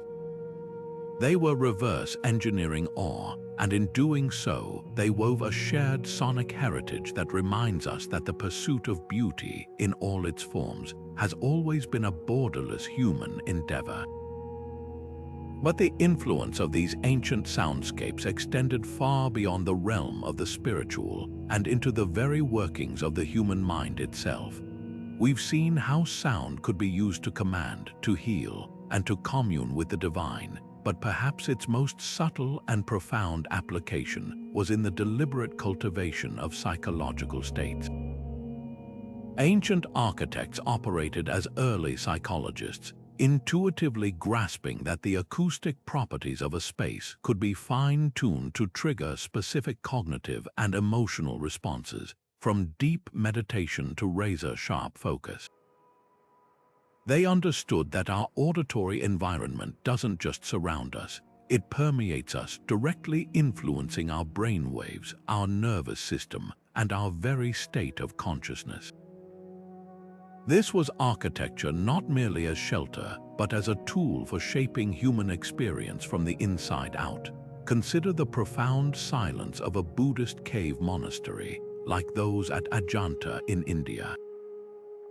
Carved into a remote cliff face, these chambers offer a sanctuary of almost absolute quiet, broken only by the occasional drip of water or the distant call of a bird. But it's a specific kind of quiet and active silence, amplified and deepened by the very stone that encloses it. The hard, smooth walls of the meditation cell don't just block external noise, they contain the meditator's own internal sounds. The gentle rhythm of their breath, the soft rustle of their robes, even the faint hum of their own body, these tiny sounds are reflected back to them, becoming the entire focus of their auditory world. This amplified self-awareness is not a distraction. It's the entire point of the practice. The acoustics force a turning inward, creating a feedback loop where the practitioner becomes hyper-aware of their own physical presence, a crucial first step toward achieving a detached, observational state of mind. The cave's soundscape, or lack thereof, is meticulously designed to dissolve the boundary between the self and the environment, facilitating the profound psychological shift at the heart of Buddhist meditation. Now transport yourself to a completely different environment, a Roman ludus or school for the children of the elite. Here, the acoustic goal was not inward focus but outward clarity and retention. Roman education was based heavily on rote memorization and rhetorical recitation. A student was expected to listen to a teacher's lesson and then repeat it back verbatim, or deliver a speech with precise diction and persuasive power. The design of these scholastic spaces was acoustically tailored to support this demanding process. Unlike the vast, reverberant baths or the echoing forums, a good classroom was likely designed for a much shorter, drier reverberation time. Walls might have been plastered, floors covered with rushes or mats, and spaces kept relatively small and intimate. This acoustic environment served two critical psychological functions. First, it ensured the teacher's words were delivered with maximum intelligibility, every consonant and vowel hitting the student's ears with crisp definition, leaving no room for auditory ambiguity. Second, and just as importantly, it provided immediate and clear acoustic feedback to the student speaking. When a young Cicero in training practiced his oration, he could hear his own voice with perfect fidelity. He could instantly detect if he was mumbling, if his pacing was off, or if his projection was weak. The room itself became a rigorous instructor, using sound to hone his skills through instantaneous feedback. This wasn't just about building knowledge, it was about building the confident, articulate psychological presence required for leadership in the Roman world. Modern environmental psychology provides the scientific framework that confirms these ancient intuitions. We now know through countless studies that different acoustic environments trigger measurable physiological responses. A space with a long, low-frequency reverberation, like a cathedral, can slow brainwave activity, guiding the mind from an alert beta state into the more relaxed alpha and even meditative theta states. This shift lowers heart rate, reduces cortisol production, and creates a feeling of awe and transcendence, precisely the psychological state desired for worship or contemplation. Conversely, an acoustically dead space with very little reverberation, while potentially sterile, can reduce cognitive load. It allows the brain to focus its processing power on a single auditory stream, the teacher's voice, for instance, without having to work to filter out competing echoes or background noise. This reduces mental fatigue and enhances information retention. The ancient builders, through centuries of observation and refinement, learned to manipulate these psychological levers with stone and geometry. They discovered that a curved wall could focus attention, that a high ceiling could elevate thought, and that a specific reverberation time could either soothe a troubled soul or stimulate an inquisitive mind. This profound investment in psychological acoustics reveals a worldview that is both sophisticated and holistic. For these cultures, the mind was not an isolated entity locked inside the skull. It was a permeable system, continuously shaped and influenced by its sensory environment. A leader couldn't be formed in a noisy, chaotic space. He needed an acoustic environment that cultivated discipline and clarity. A devotee couldn't connect with the infinite in a dry, acoustically flat room. They needed a space that dissolved the ego and amplified the sense of connection to something larger. The architect's role, therefore, was to construct not just physical buildings but psychological instruments. They were crafting the very conditions for specific human experiences, for focused learning, for profound peace, for overwhelming awe. They understood that to shape a space was to shape the minds within it, that the path to cultivating a great society or an enlightened citizenry began not with a lesson plan, but with the intentional, thoughtful design of the sonic world in which that cultivation would take place. The mind, in their view, was the most important terrain to be architecturally cultivated, and sound was their most subtle and powerful tool. But this manipulation of sound went far beyond mere physics or psychological manipulation. It reached into the very heart of cultural identity, becoming a primary tool for encoding and retelling a civilization's most sacred stories. For many ancient cultures, sound wasn't just a physical phenomenon. It was a narrative device, a way to make the invisible truths of mythology tangible and unforgettable. Architects and priests collaborated to build symbolic soundscapes, where the very air within a structure became imbued with meaning, transforming a visit from a simple tour into an immersive auditory story. The building didn't just house the myth, it performed it, using acoustics to act out the drama of gods and heroes for everyone who stepped inside. This was myth-making in its most literal sense, the creation of a sensory experience so powerful it could convince a person they were not just hearing a story, but living inside of it. Consider the profound and terrifying journey an ancient Egyptian believed the soul undertook after death. The underworld, or Juwat, was not a place of silence, but a realm of chaotic, primal sounds, the roaring of strange creatures, the rushing of subterranean rivers, and the cacophonous din of the unworthy being destroyed. The architects of the royal tombs in the Valley of the Kings sought to replicate this harrowing sonic environment.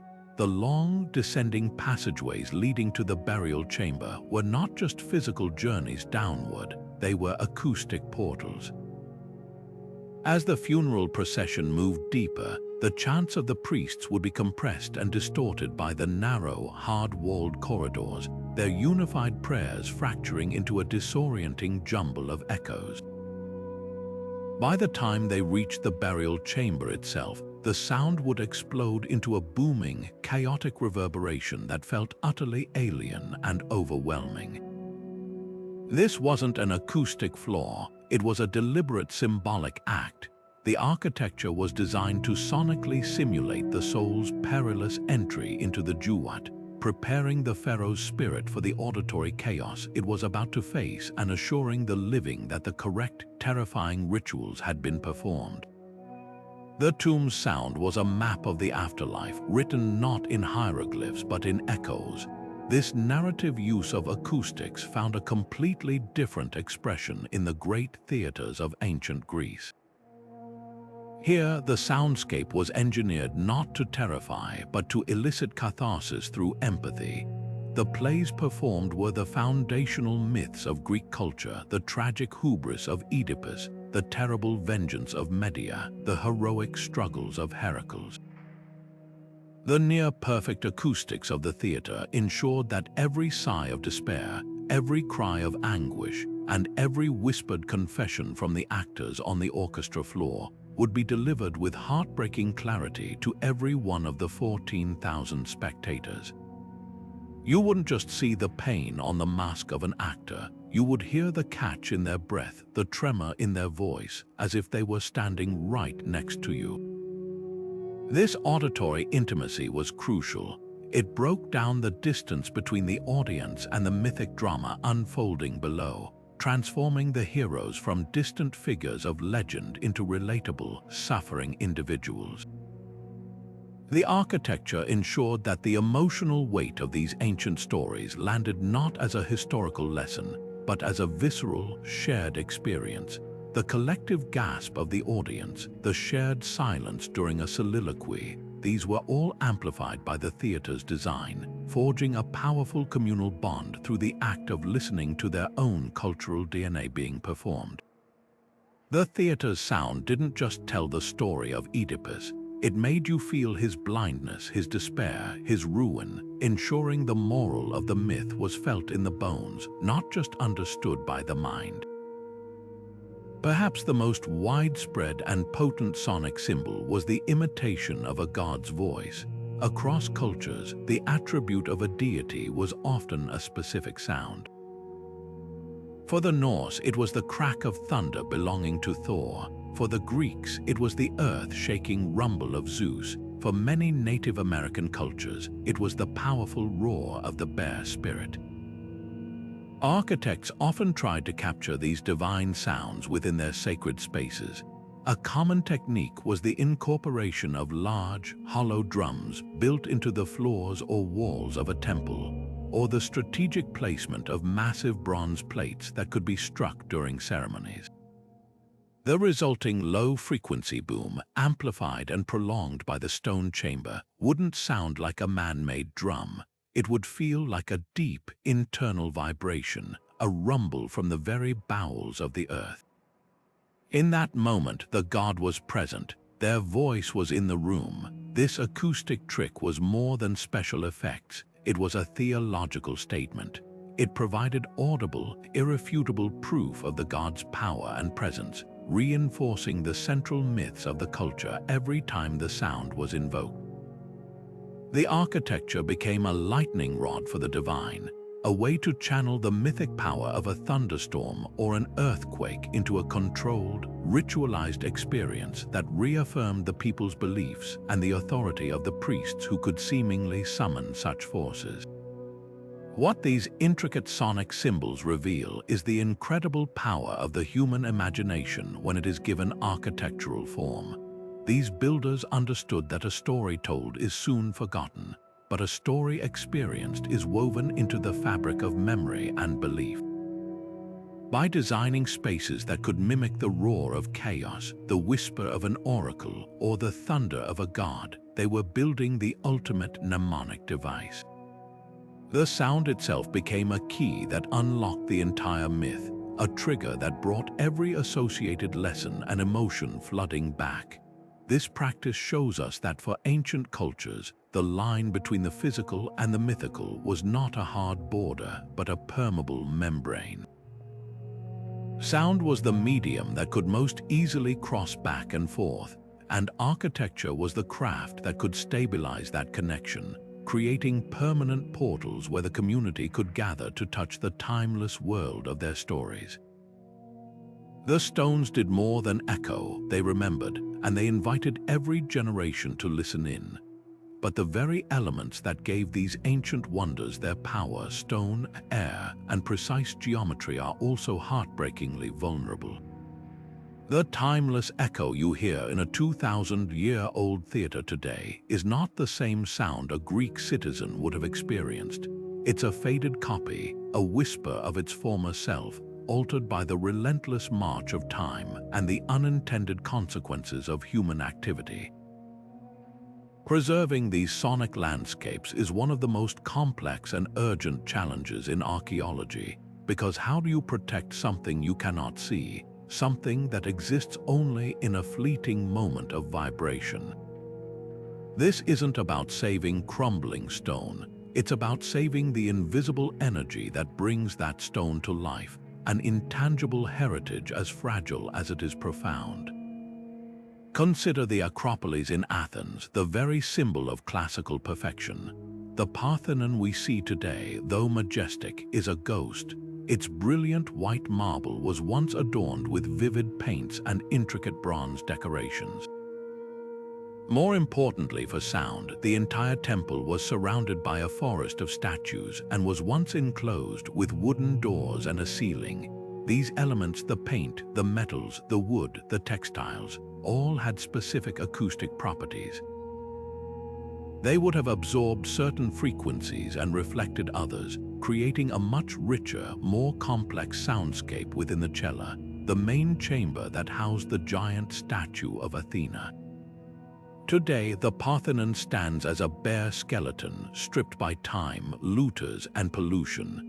The hard, smooth marble that remains is incredibly reflective, but without the softening elements, the sound inside is now a harsh, sharp echo, a crude imitation of the lush, dignified resonance that would have accompanied ancient rituals. Modern air pollution accelerates this degradation, depositing a corrosive layer of grime that subtly changes the texture of the stone, further altering the way sound waves dance across its surface. We are not just losing the look of the past, we are losing its voice. The challenge of tourism, while vital for funding preservation, creates its own acoustic problems. The constant hum of thousands of visitors, the rustle of clothing, and the low-frequency vibration of their footsteps act as a form of acoustic smog, masking the subtle sonic effects these sites were designed to produce. The delicate whisper that was meant to travel across a chamber is now drowned out by the cacophony of a crowd. Simply walking on ancient stone floors for decades, even centuries, wears them down, smoothing surfaces that were intentionally textured or creating dips that disrupt the perfect reflection of sound waves. Even well-intentioned restoration efforts can inadvertently damage acoustic heritage. Replacing a collapsed wall with new stone that has a different density or mineral composition will change how it reflects sound. Using modern mortar instead of ancient techniques can seal tiny cracks and voids that were part of the original acoustic filter. Every intervention, no matter how careful, risks replacing an authentic, ancient echo with a modern approximation. In response to this silent crisis, a new field of preservation has emerged, one that uses cutting-edge technology to capture and protect these ephemeral soundscapes before they disappear forever. Organizations like UNESCO now recognize that preserving a World Heritage Site isn't just about its physical structure, but also its intangible attributes, and that includes its unique sonic fingerprint. Teams of acoustic archaeologists now travel to these sites with incredibly sensitive equipment. They use a technique called impulse response recording. They produce a very short, sharp sound like a balloon pop or a starter pistol shot, and then use an array of microphones to record how that sound behaves in the space. They measure how long it takes to decay, how it reflects off different surfaces, and which frequencies are amplified or suppressed. This data creates a precise acoustic map of the site at that moment in time. But the real magic happens back in the lab. Using this recorded data, researchers can create incredibly accurate digital simulations. They can build a virtual model of the space, and crucially, they can digitally strip away the damage of centuries.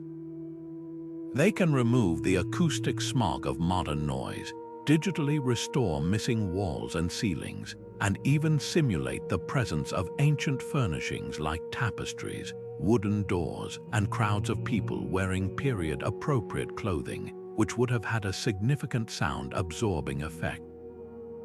Through headphones and sophisticated software, we can now take a virtual reality tour of the Parthenon as it sounded in 430 BC, or hear a chant in a Mayan temple without the distant roar of tourist buses.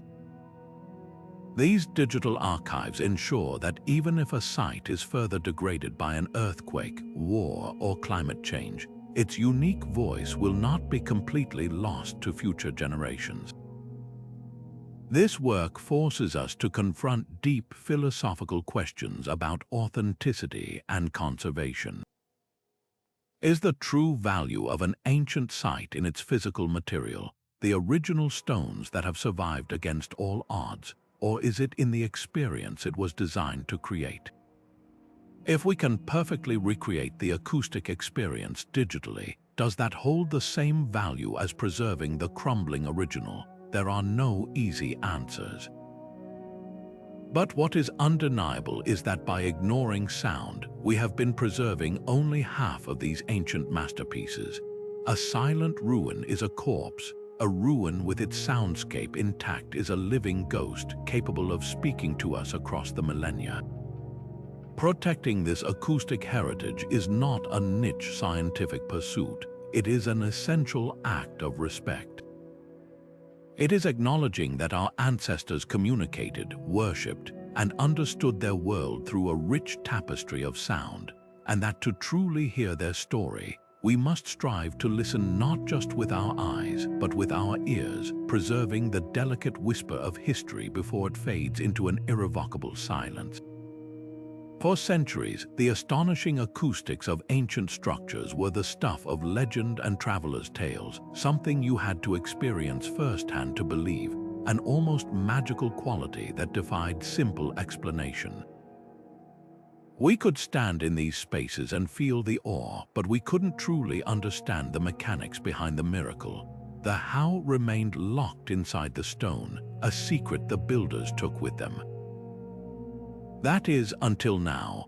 The last few decades have witnessed a quiet revolution in our ability to listen to the past, not with our ears, but with technology so precise it can hear the faintest whisper of intent in a 2,000-year-old wall. This isn't about speculation anymore, it's about measurement, data, and digital resurrection. We are, for the first time in history, conducting a scientific seance with the ancient world, and the revelations are rewriting our understanding of their genius. The key to this breakthrough lies in a suite of tools that act as digital ears and measuring tapes. At the forefront is a technique called impulse response recording. Imagine an acoustic archaeologist setting up a sophisticated array of microphones throughout a site like the Hypogeum of Hal-Saflini. Instead of just listening, they produce a perfectly short, sharp sound, often a balloon pop or a starter pistol shot, and then record exactly how that sound behaves as it travels through the space. Every echo, every reflection, every subtle decay is captured with nanosecond accuracy. This data creates a unique acoustic fingerprint for the chamber, a map of its sonic soul that can be analyzed and compared. We can now say with scientific certainty that the oracle chamber resonates at a frequency of 110 Hz, a pitch known to have specific effects on human brain activity, potentially inducing states of calm or heightened focus. This moves the discussion from "it sounds spooky" to "it was designed to alter consciousness in this specific, measurable way." But the real magic happens when this acoustic data is married with another technological marvel: three-dimensional laser scanning.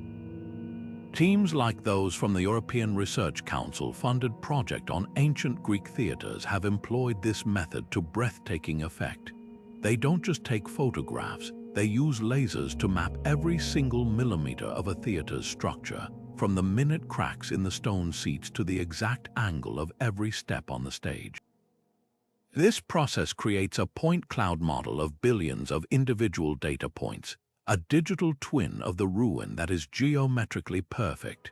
Then, using advanced acoustic simulation software, the same kind used to design modern concert halls like the Berlin Philharmonic, they can feed the impulse response data into this perfectly measured digital model.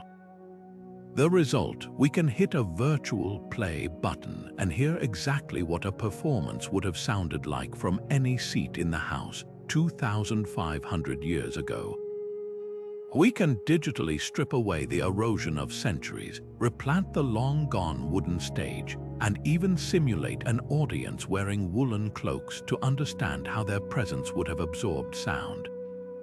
This isn't guesswork, it's a time machine for the ears, and the surprises this digital time machine has uncovered are profound. For instance, that iconic perfection of the theater of Epidaurus has always been attributed to its grand, sweeping curve. But the laser scans revealed a hidden layer of sophistication. The seemingly uniform stone rows are actually not perfectly straight. They contain subtle, seemingly random irregularities in their surface.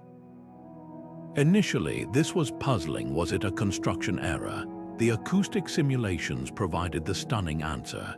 In a perfectly smooth, bowl-shaped theater, sound waves can create strong, focused echoes that bounce back and forth between parallel surfaces, creating a ringing, garbled effect that would ruin a performance. These intentional imperfections act as acoustic diffusers, breaking up those standing waves and scattering their energy, which effectively eliminates the echo and preserves the pristine clarity of the original sound. The ancient builders didn't just understand reflection, they understood wave interference and engineered a brilliant passive solution to control it. Their design wasn't just good, it was clever in a way we've only just begun to appreciate. Perhaps the most humbling discoveries come from sites that are too fragile or too sacred for extensive physical investigation. In places like the hidden chambers of Mayan pyramids or the labyrinthine passages beneath Egyptian temples, physical measurements are incredibly difficult. But with laser scanning and ground-penetrating radar, we can peer into these spaces without touching a single stone. Researchers have created detailed models of the interior of the Great Pyramid's relieving chambers, analyzing how sound might have traveled through them. The findings suggest that these narrow, confined spaces weren't just structural. They were acoustic waveguides, potentially designed to channel specific resonant frequencies from the burial chamber upward, perhaps as part of a ritual to project the pharaoh's soul toward the heavens. What we once dismissed as mere architectural necessity is now being revealed as a possible component of a sophisticated sonic ritual. The technology is acting as a universal translator, allowing us to finally read the subtle language of shape and sound that the ancients left behind, a language they assumed we would never need to hear because its effects were meant to be felt, not explained. We are not just discovering that they were advanced, we are discovering that their advancement was in areas we are only now beginning to explore. Yet even as we digitally recreate the sonic cathedrals of the past, a powerful movement is underway to physically rebuild them, not as museum pieces, but as living, breathing blueprints for the future. The echo of Epidaurus doesn't just live in a computer model, it resonates in the very foundations of some of the most celebrated concert halls of the modern era. This isn't about mere imitation. It's a profound dialogue across millennia where contemporary architects are rediscovering that the most advanced acoustic solutions were often encoded in stone thousands of years ago.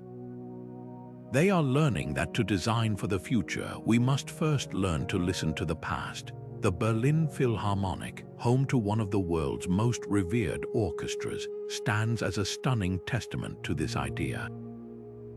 From the outside, its tent-like golden roof is a bold statement of modernism, but step inside and the ghost of ancient Greece is unmistakable. The concert hall famously employs a vineyard seating arrangement. Instead of the traditional shoebox shape with a stage at one end and audience in front, the performers are positioned at the center, surrounded by terraced blocks of seats that rise up on all sides. This is a direct, conscious evolution of the ancient Greek theater in the round. The design philosophy is identical: to break down the barrier between performer and listener, to create a shared, communal experience where sound can envelop everyone, and to use the audience itself, their bodies and clothing, as part of the acoustic filter, absorbing excess energy and preventing harsh echoes. The result is an auditory warmth and immediacy that musicians and critics have hailed as revolutionary, but the revolution is 2,500 years old. The architect Hans Scharoun didn't just borrow a shape, he resurrected a principle that the best acoustic spaces are those that foster a sense of collective humanity, a principle the Greeks understood intuitively when they carved their theaters into the sides of hills. This return to ancient wisdom is driven by a growing disillusionment with the sterile, often acoustically deadening, sealed boxes of 20th century modernism. For decades, the prevailing architectural trend was to fight nature, to create perfectly climate-controlled environments isolated from the outside world. The result was often acoustically flat, uninspiring spaces that required massive amounts of electronic amplification to make any sound intelligible. Today's leading architects and acoustic engineers are pushing back, advocating for a return to the passive, material-based sound control that the ancients mastered. They are once again specifying heavily massed, resonant materials like stone, thick plasters, and specially formulated concretes, not just for their structural integrity, but for their sonic character. They are studying the way Byzantine builders used multiple, nested domes to create complex, diffuse reverberation, and applying those principles to the ceilings of new performing arts centers to avoid the harsh focusing of sound that a single, large dome can create. The ancient Roman use of varied surface textures, smooth and rough, convex and concave, to act as natural acoustic diffusers is now a standard tool in the modern acoustic consultant's kit, used to break up standing waves in recording studios and lecture halls. It turns out that the intricate carvings on a medieval cathedral's walls weren't just for religious symbolism. They were performing a crucial acoustic function, and we are only now relearning how to design that functionality back into our buildings. Perhaps the most exciting fusion of ancient insight and modern innovation is in the field of sustainable design. The drive for energy efficiency has led to a renaissance in natural ventilation, opening windows instead of cranking the air conditioning. But for decades, this was considered acoustically impossible. How could you let in fresh air without letting in the roar of traffic and the din of the city? The answer, it turns out, was waiting in the archives of history. Architects are now designing ingenious passive ventilation systems inspired by ancient models, particularly from the Islamic world. They are creating acoustic labyrinths, intricate, baffled intake pathways that allow air to flow freely into a building but force sound waves to bounce around corners and lose their energy before entering the main space. This is a direct application of the same principles used for millennia in structures like wind catchers in traditional Persian architecture, which cooled buildings silently and efficiently. Furthermore, the thick, massive walls that are a hallmark of ancient architecture for thermal mass storing heat during the day and releasing it at night are also, coincidentally, perfect for acoustic insulation. Modern sustainable design is rediscovering that these passive techniques create not only more energy-efficient buildings, but also more serene and naturally quiet ones, proving that the ancient goal of holistic, harmonious design is more relevant than ever. This isn't just a technical exercise, it's a philosophical shift. I recently spoke with an acoustic consultant who specializes in new sacred spaces, from cathedrals to meditation centers. She told me her first step is always to take her clients to visit ancient sites. I don't just show them blueprints and decibel charts, she said. I make them stand in a 2,000-year-old temple and listen. I have them whisper, I have them clap, I make them feel the sound in their bones. You can't understand what we're trying to achieve until you've experienced the real thing. We're not just building rooms, we're building experiences. The ancients knew that sound could elevate the human spirit, could make you feel connected to something larger than yourself. My job is to use every tool of modern science to get back to that same feeling. This sentiment is echoed by architects designing everything from libraries to hospitals. They understand that the acoustic environment is not a secondary concern. It is primary to human well-being. The quiet calm of a reading room, the reassuring clarity of a doctor's voice in a consultation room, the uplifting resonance of a place of worship, these are not accidents. They are the product of intentional design, and the instruction manual was written centuries ago. The timelessness of this acoustic wisdom speaks to something fundamental in the human condition. Our ears have not evolved. We still hear the same way our ancestors did. We are still calmed by the sound of moving water, still awed by a voice that seems to come from everywhere at once, still connected to each other by the shared experience of a story well told or a song well sung. In a world increasingly dominated by digital noise and virtual experiences, the ancient promise of architecture, that a physical space can shape our reality for the better, feels not just relevant but essential. Their stones still have something to teach us if we are quiet enough to listen. But as our technological ears grow ever more sensitive, allowing us to listen deeper into the past than ever before, we are confronted by a profound and growing ethical dilemma. This powerful new ability to capture, analyze, and even recreate the sound of antiquity is not a neutral act. It is a form of cultural intervention. The soundscapes we study are not merely physical phenomena to be measured in hertz and decibels. They are the sacred ambience of rituals, the political tool of rulers, the intimate murmur of communities long gone.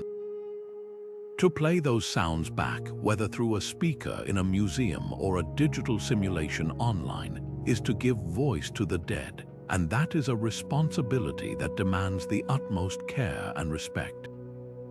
The field of archaeoacoustics is now grappling with a fundamental question that moves beyond the purely scientific.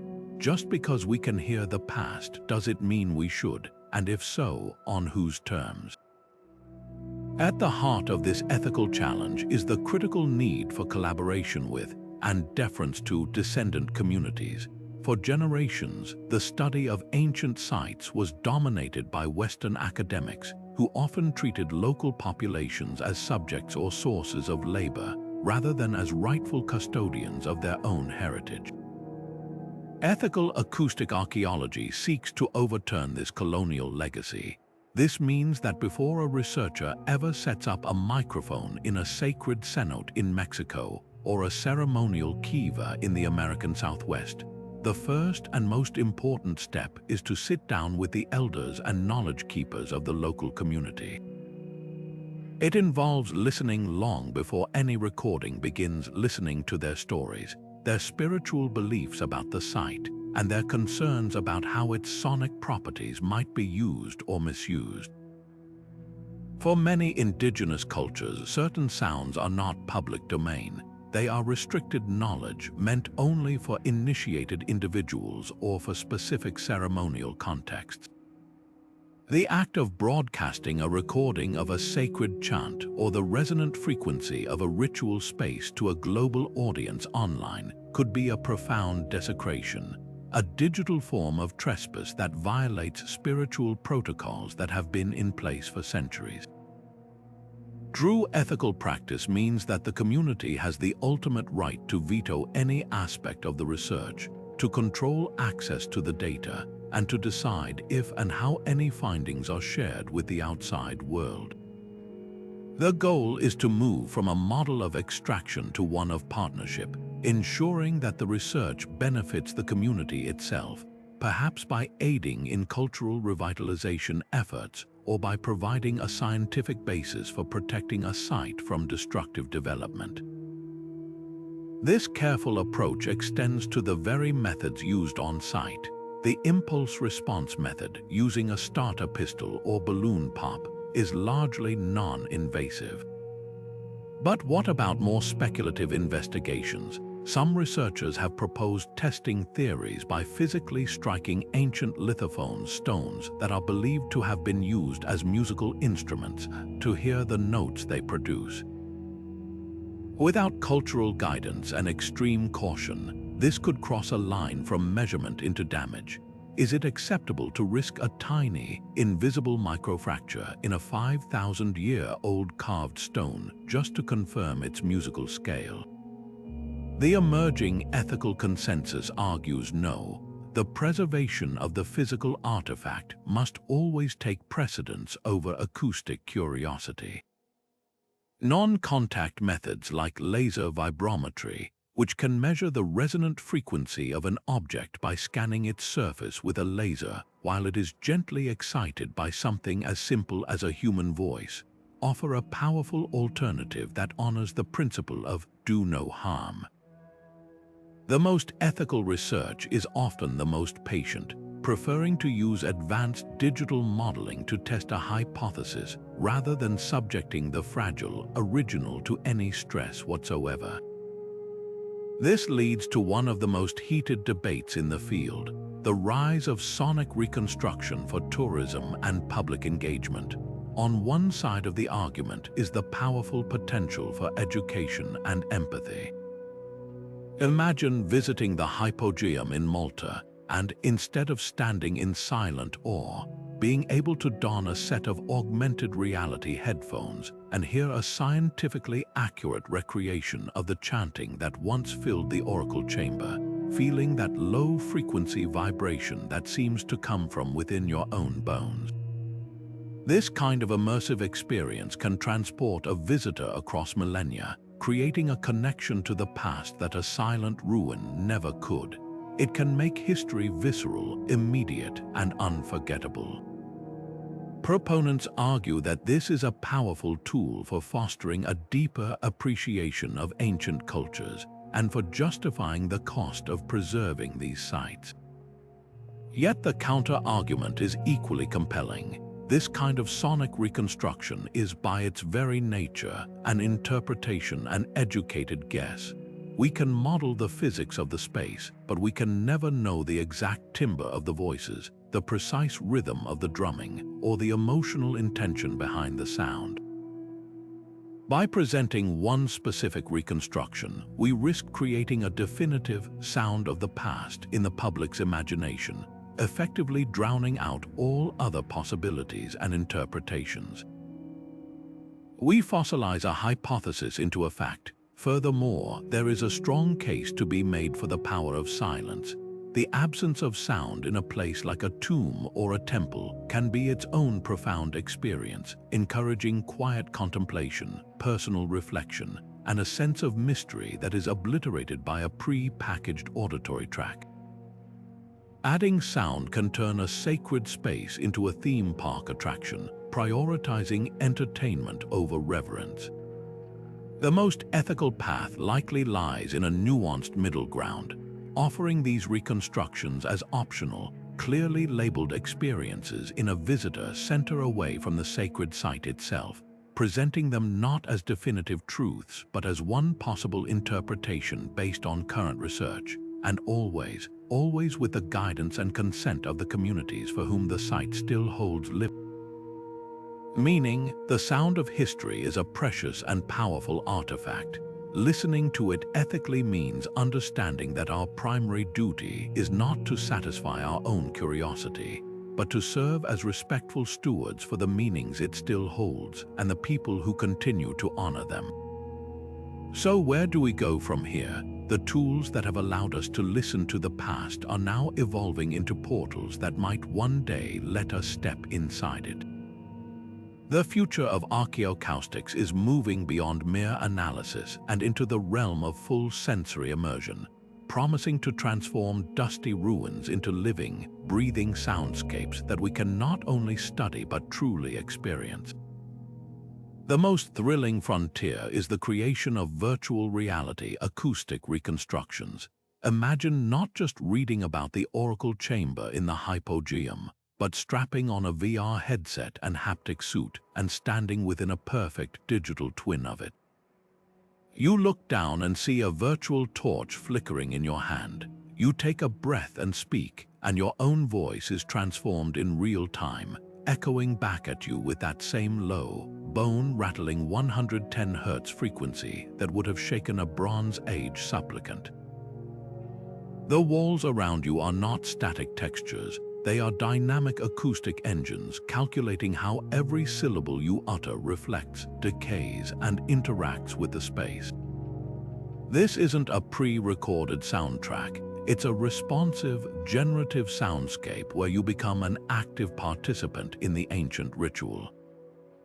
The potential for education is staggering. Students of archaeology, music, and history could conduct their own experiments, testing how different chants, instruments, or even crowd sizes would have altered the experience of a space, turning theoretical knowledge into embodied understanding.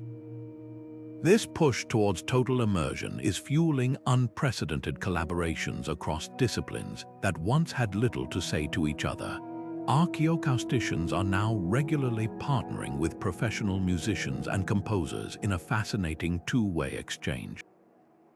A composer might study the resonant frequencies of a specific Maya ball court and then write a new piece of music specifically designed to be performed within that acoustic signature, using instruments modeled on archaeological finds. When performed and recorded on site, the results are more than a concert. They are an experimental data-gathering mission, revealing how the architecture responds to complex melodies and rhythms in ways that a simple impulse pop cannot. Conversely, musicians are using these ancient acoustic profiles as inspiration for entirely new works, creating compositions that feel both ancient and avant-garde. They are, in a sense, treating the ruin itself as the grandest instrument of all, a duet partner silent for millennia, waiting for the right notes to bring it back to life. This synergy is yielding a new kind of artist, the archaeocomposer, whose canvas is time and whose palette is the recovered sonic soul of a lost world.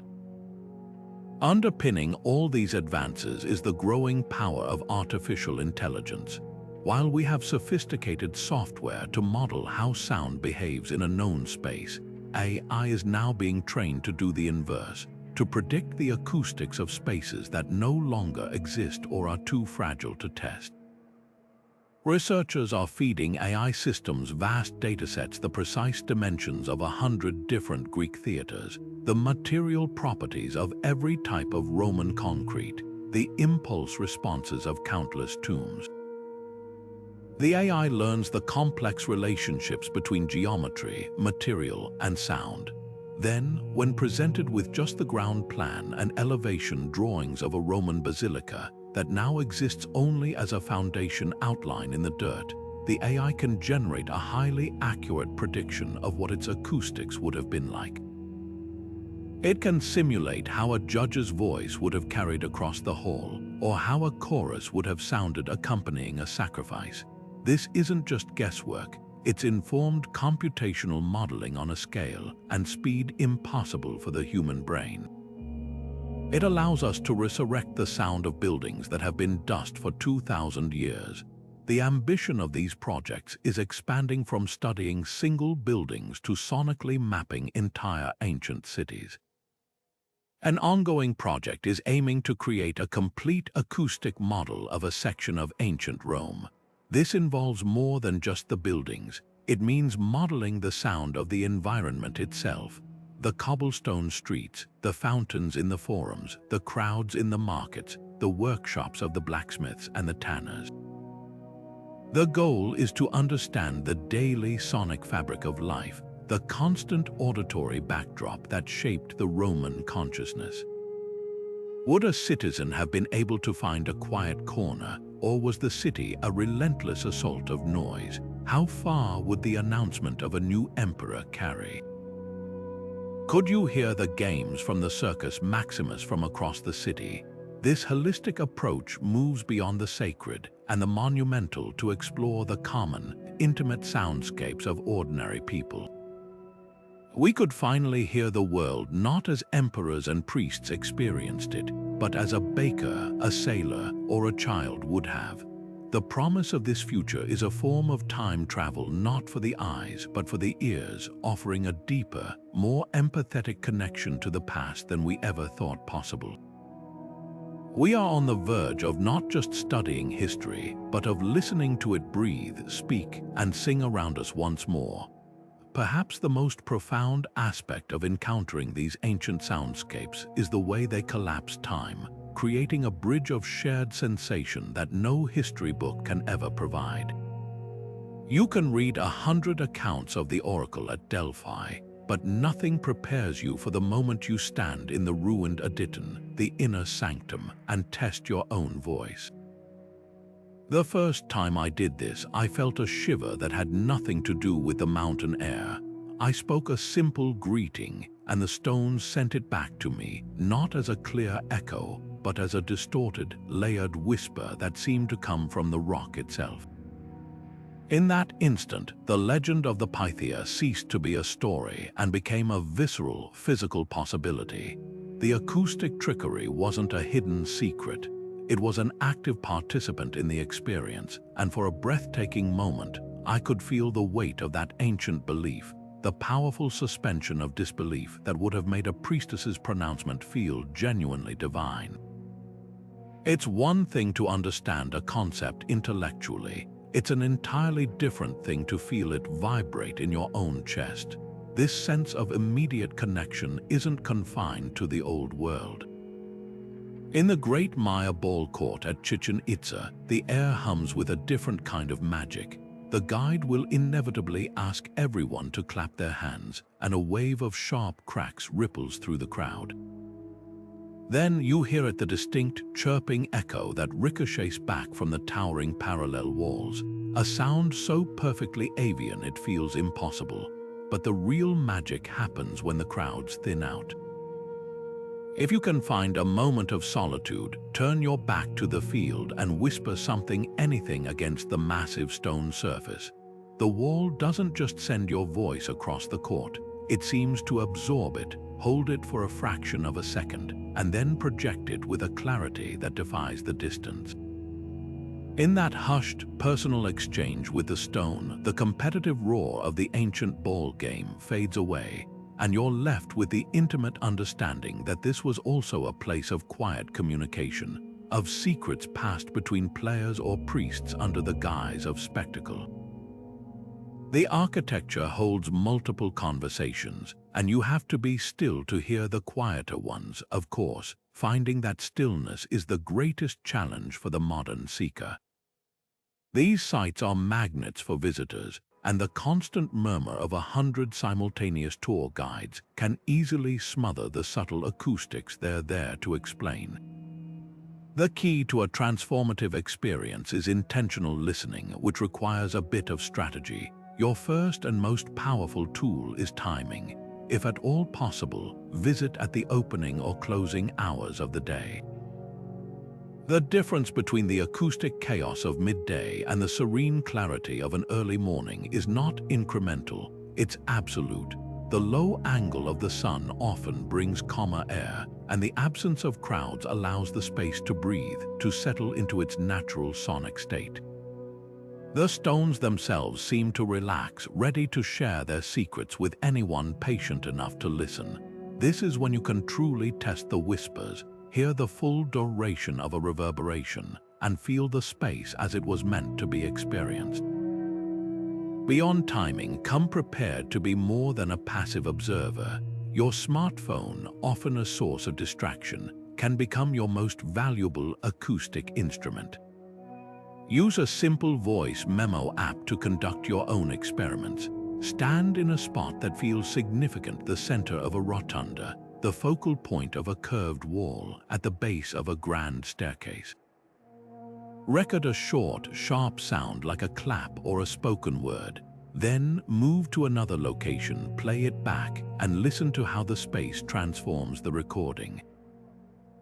This simple act of active investigation turns you from a tourist into an acoustic archaeologist, engaging with the site on its own terms.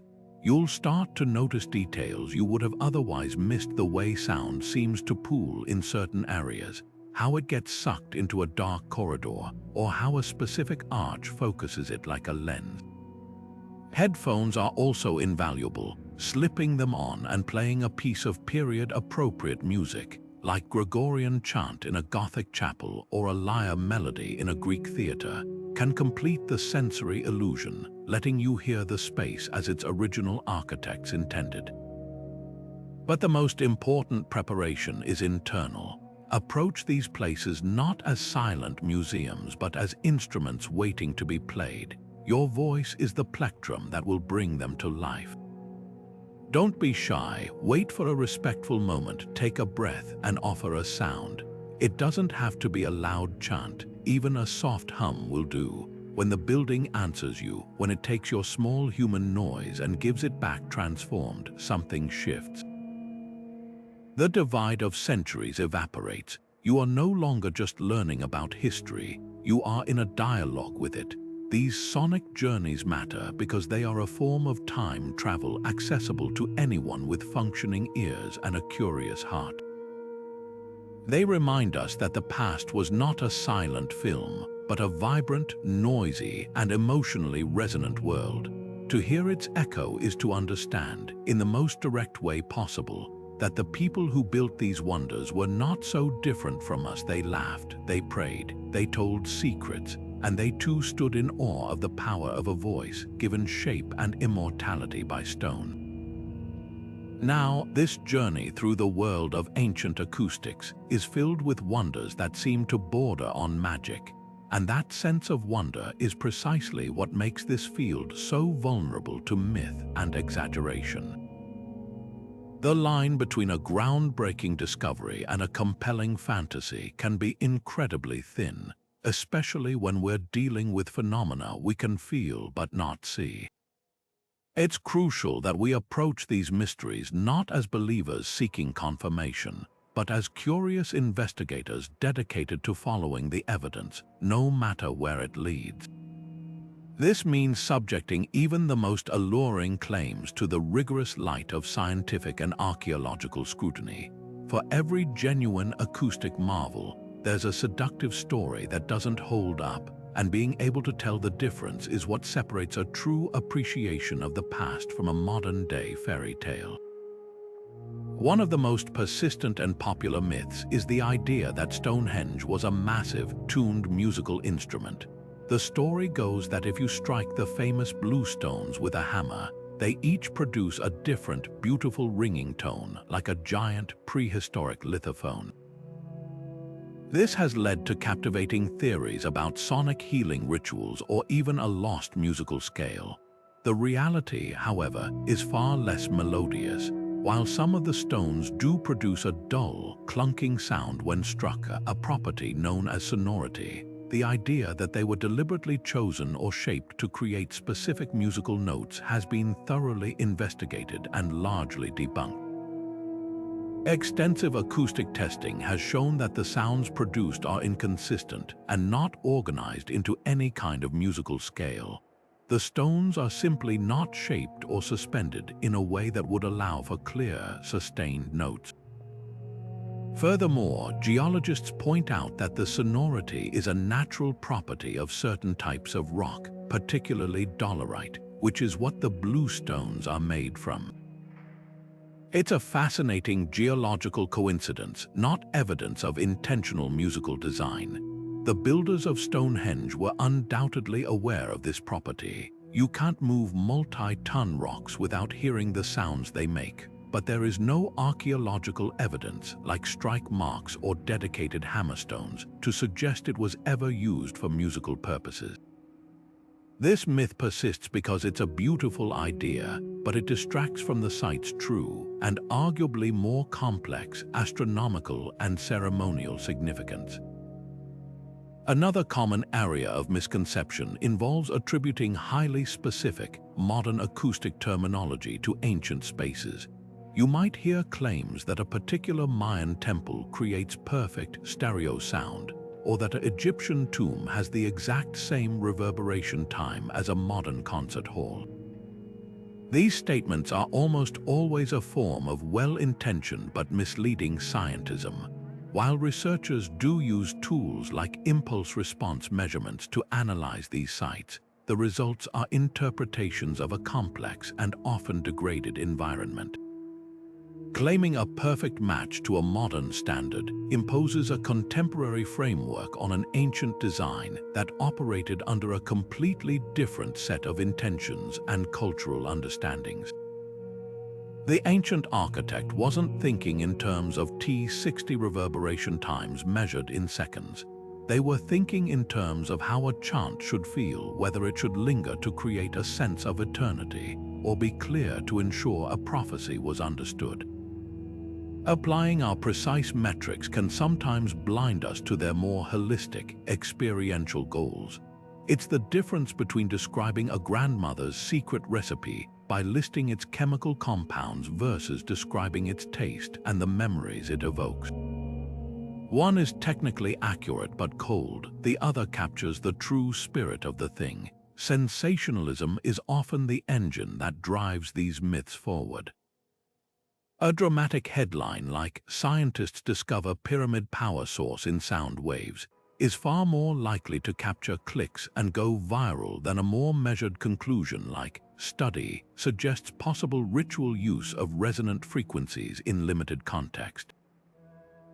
This media distortion creates a feedback loop where the most extreme interpretations get the most attention, leaving the careful, nuanced work of academics gathering dust in specialized journals.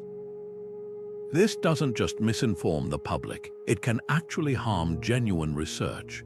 When outlandish claims are repeatedly debunked, it can lead to a broader skepticism that unfairly tars the entire field of archaeoacoustics with the same brush, making it harder for serious researchers to secure funding or be taken seriously by their peers.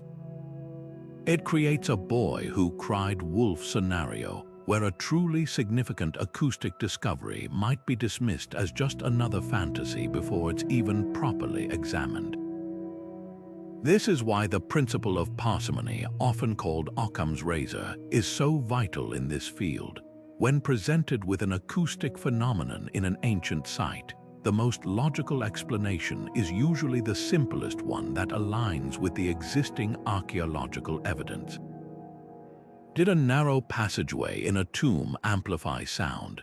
It's more likely this was a byproduct of the construction technique needed to support the roof than a deliberate design for acoustic amplification, unless there is corroborating evidence like artwork depicting sonic rituals or artifacts related to sound production found in situ.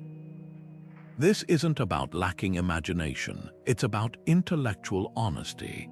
The true ingenuity of ancient builders is impressive enough without needing to layer on supernatural or anachronistic explanations. Their understanding of reflection, resonance, and material properties was profound and was developed through centuries of careful observation and empirical experimentation. By attributing their achievements to lost super sciences or alien intervention, we actually rob them of the credit they deserve. Their reality, that they achieved so much with such limited tools, is far more fascinating than any myth. Ultimately, the goal of this critical analysis isn't to drain the past of its mystery and wonder. It's quite the opposite. It's to ensure that our wonder is directed at things that are real. There is a profound and humbling magic in knowing that the voice of a single person can be carried across a vast theater by nothing more than shaped stone and empty air. A feat of engineering so perfect it feels impossible even when you're experiencing it firsthand. That magic is real, the eerie, disorienting echo in a Neolithic tomb that makes the air itself feel alive is real. By clearing away the fictional undergrowth, we make room for a much deeper appreciation of the genuine miracles our ancestors left behind. They weren't magicians, they were masterful engineers, artists, and philosophers who used every tool at their disposal, including the invisible tool of sound, to shape their world and connect with the divine. Honoring their legacy means listening to what they actually built, not what we wish they had. The best part is you don't need a plane ticket or a time machine to start your own investigation into these sonic mysteries. The digital world has flung open the doors to these ancient soundscapes, putting tools and resources at your fingertips that would have been the envy of researchers just a generation ago. Start with a simple smartphone app, search for a reverb simulator or impulse response app, and you'll find a surprising number of options. Many of these apps allow you to record your voice and then apply the acoustic profile of famous spaces, from grand cathedrals to small jazz clubs. While they can't perfectly replicate the feeling of standing in the Hypogeum, they offer a fascinating, hands-on way to understand how different reverberation times and early reflections dramatically alter the character of sound. It turns your living room into a laboratory for acoustic principles, For a more immersive experience, put on a pair of headphones and dive into the growing collection of binaural recordings and virtual tours available online. Museums and research institutions are increasingly adding sound to their digital offerings. You can find 3D, 360-degree tours of places like Stonehenge or the Roman Forum that include spatial audio, allowing you to turn your head and hear how the sound changes direction, just as it would if you were really there. These aren't just videos, they are auditory time machines for those who learn best by doing. A world of do-it-yourself acoustic experiments awaits, using little more than household items. The principles of sound reflection and waveguides are surprisingly easy to demonstrate. Take two large hardcover books and stand them up on a table, facing each other a few inches apart to create a narrow corridor. Now whisper something against the cover of one book while a friend listens with their ear against the other. You've just built a rudimentary whispering gallery, proving how sound can creep along a surface. To understand resonance, find two identical wine glasses. Tap one gently and listen to its pitch. Now have a friend hold the second glass close to the first while you sing that same sustained note loudly. With a little practice, you might see the second glass begin to vibrate sympathetically, a clear demonstration of how energy can be transferred through sound, a principle that ancient builders harnessed with massive stone blocks. Your curiosity can be fueled further by a wealth of incredible content created by experts and enthusiasts. Seek out documentaries from major networks that focus on the intersection of archaeology and science. Series often devote entire episodes to unraveling the secrets of ancient acoustics, featuring interviews with leading researchers and stunning footage of the sites themselves. The podcast world is also a treasure trove. There are shows dedicated to archaeological discoveries, the history of technology, and even the science of sound that frequently explore these topics in depth, allowing you to listen to experts debate and explain the latest findings during your commute or workout. For a deeper dive, a number of compelling books have been written on the subject, ranging from dense academic texts to more popular science accounts that make the complex physics accessible and thrilling. A quick search for terms like archaeoacoustics or sound archaeology will lead you to dedicated websites and online journals where new papers and discoveries are published, often with audio clips and interactive models. This isn't a niche hobby, it's a global conversation, and you are invited to pull up a chair and listen. The most profound lesson from all of this is that the past isn't a silent movie waiting for us to just look at it. It's a rich, layered symphony, and with a little guidance and curiosity, you can train your ears to hear its most subtle and beautiful movements, all from the comfort of your own home. From whispering galleries to healing sanatoriums, the acoustic designs of ancient architects reveal a profound understanding of sound's power to shape human experience spiritually, socially, and psychologically.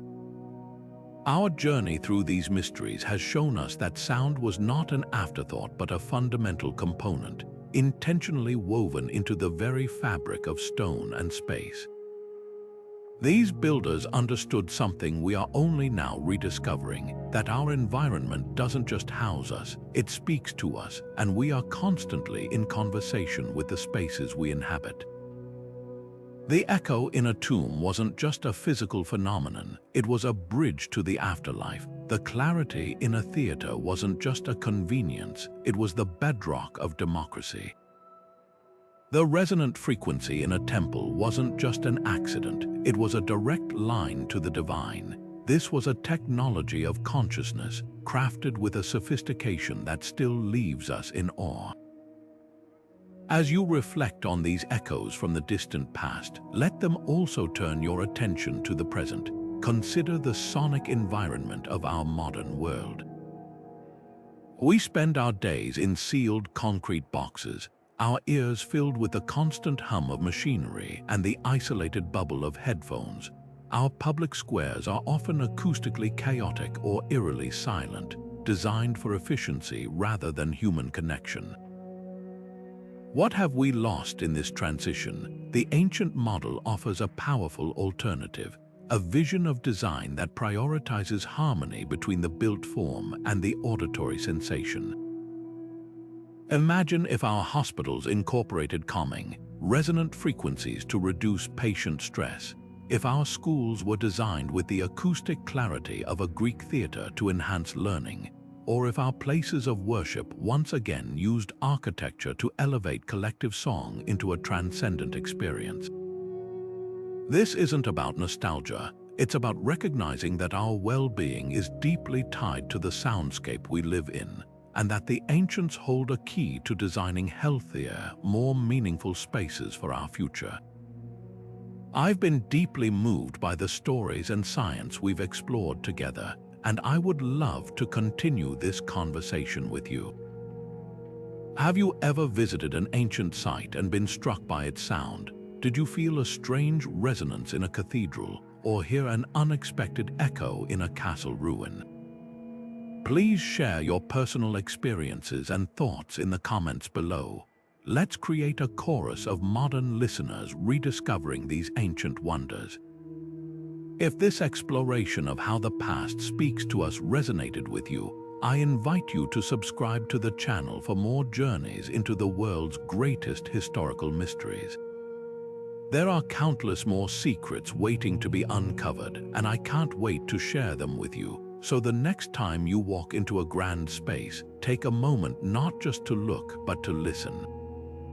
Close your eyes for just a second and let the sound wash over you. Hear the way your footsteps travel, the way a whispered word hangs in the air. In that moment, you are participating in an ancient art, engaging in a dialogue with the architects of the past. Their legacy reminds us that history is not a silent record of dust and bones. It is a living, breathing symphony. The past isn't just seen, it's heard.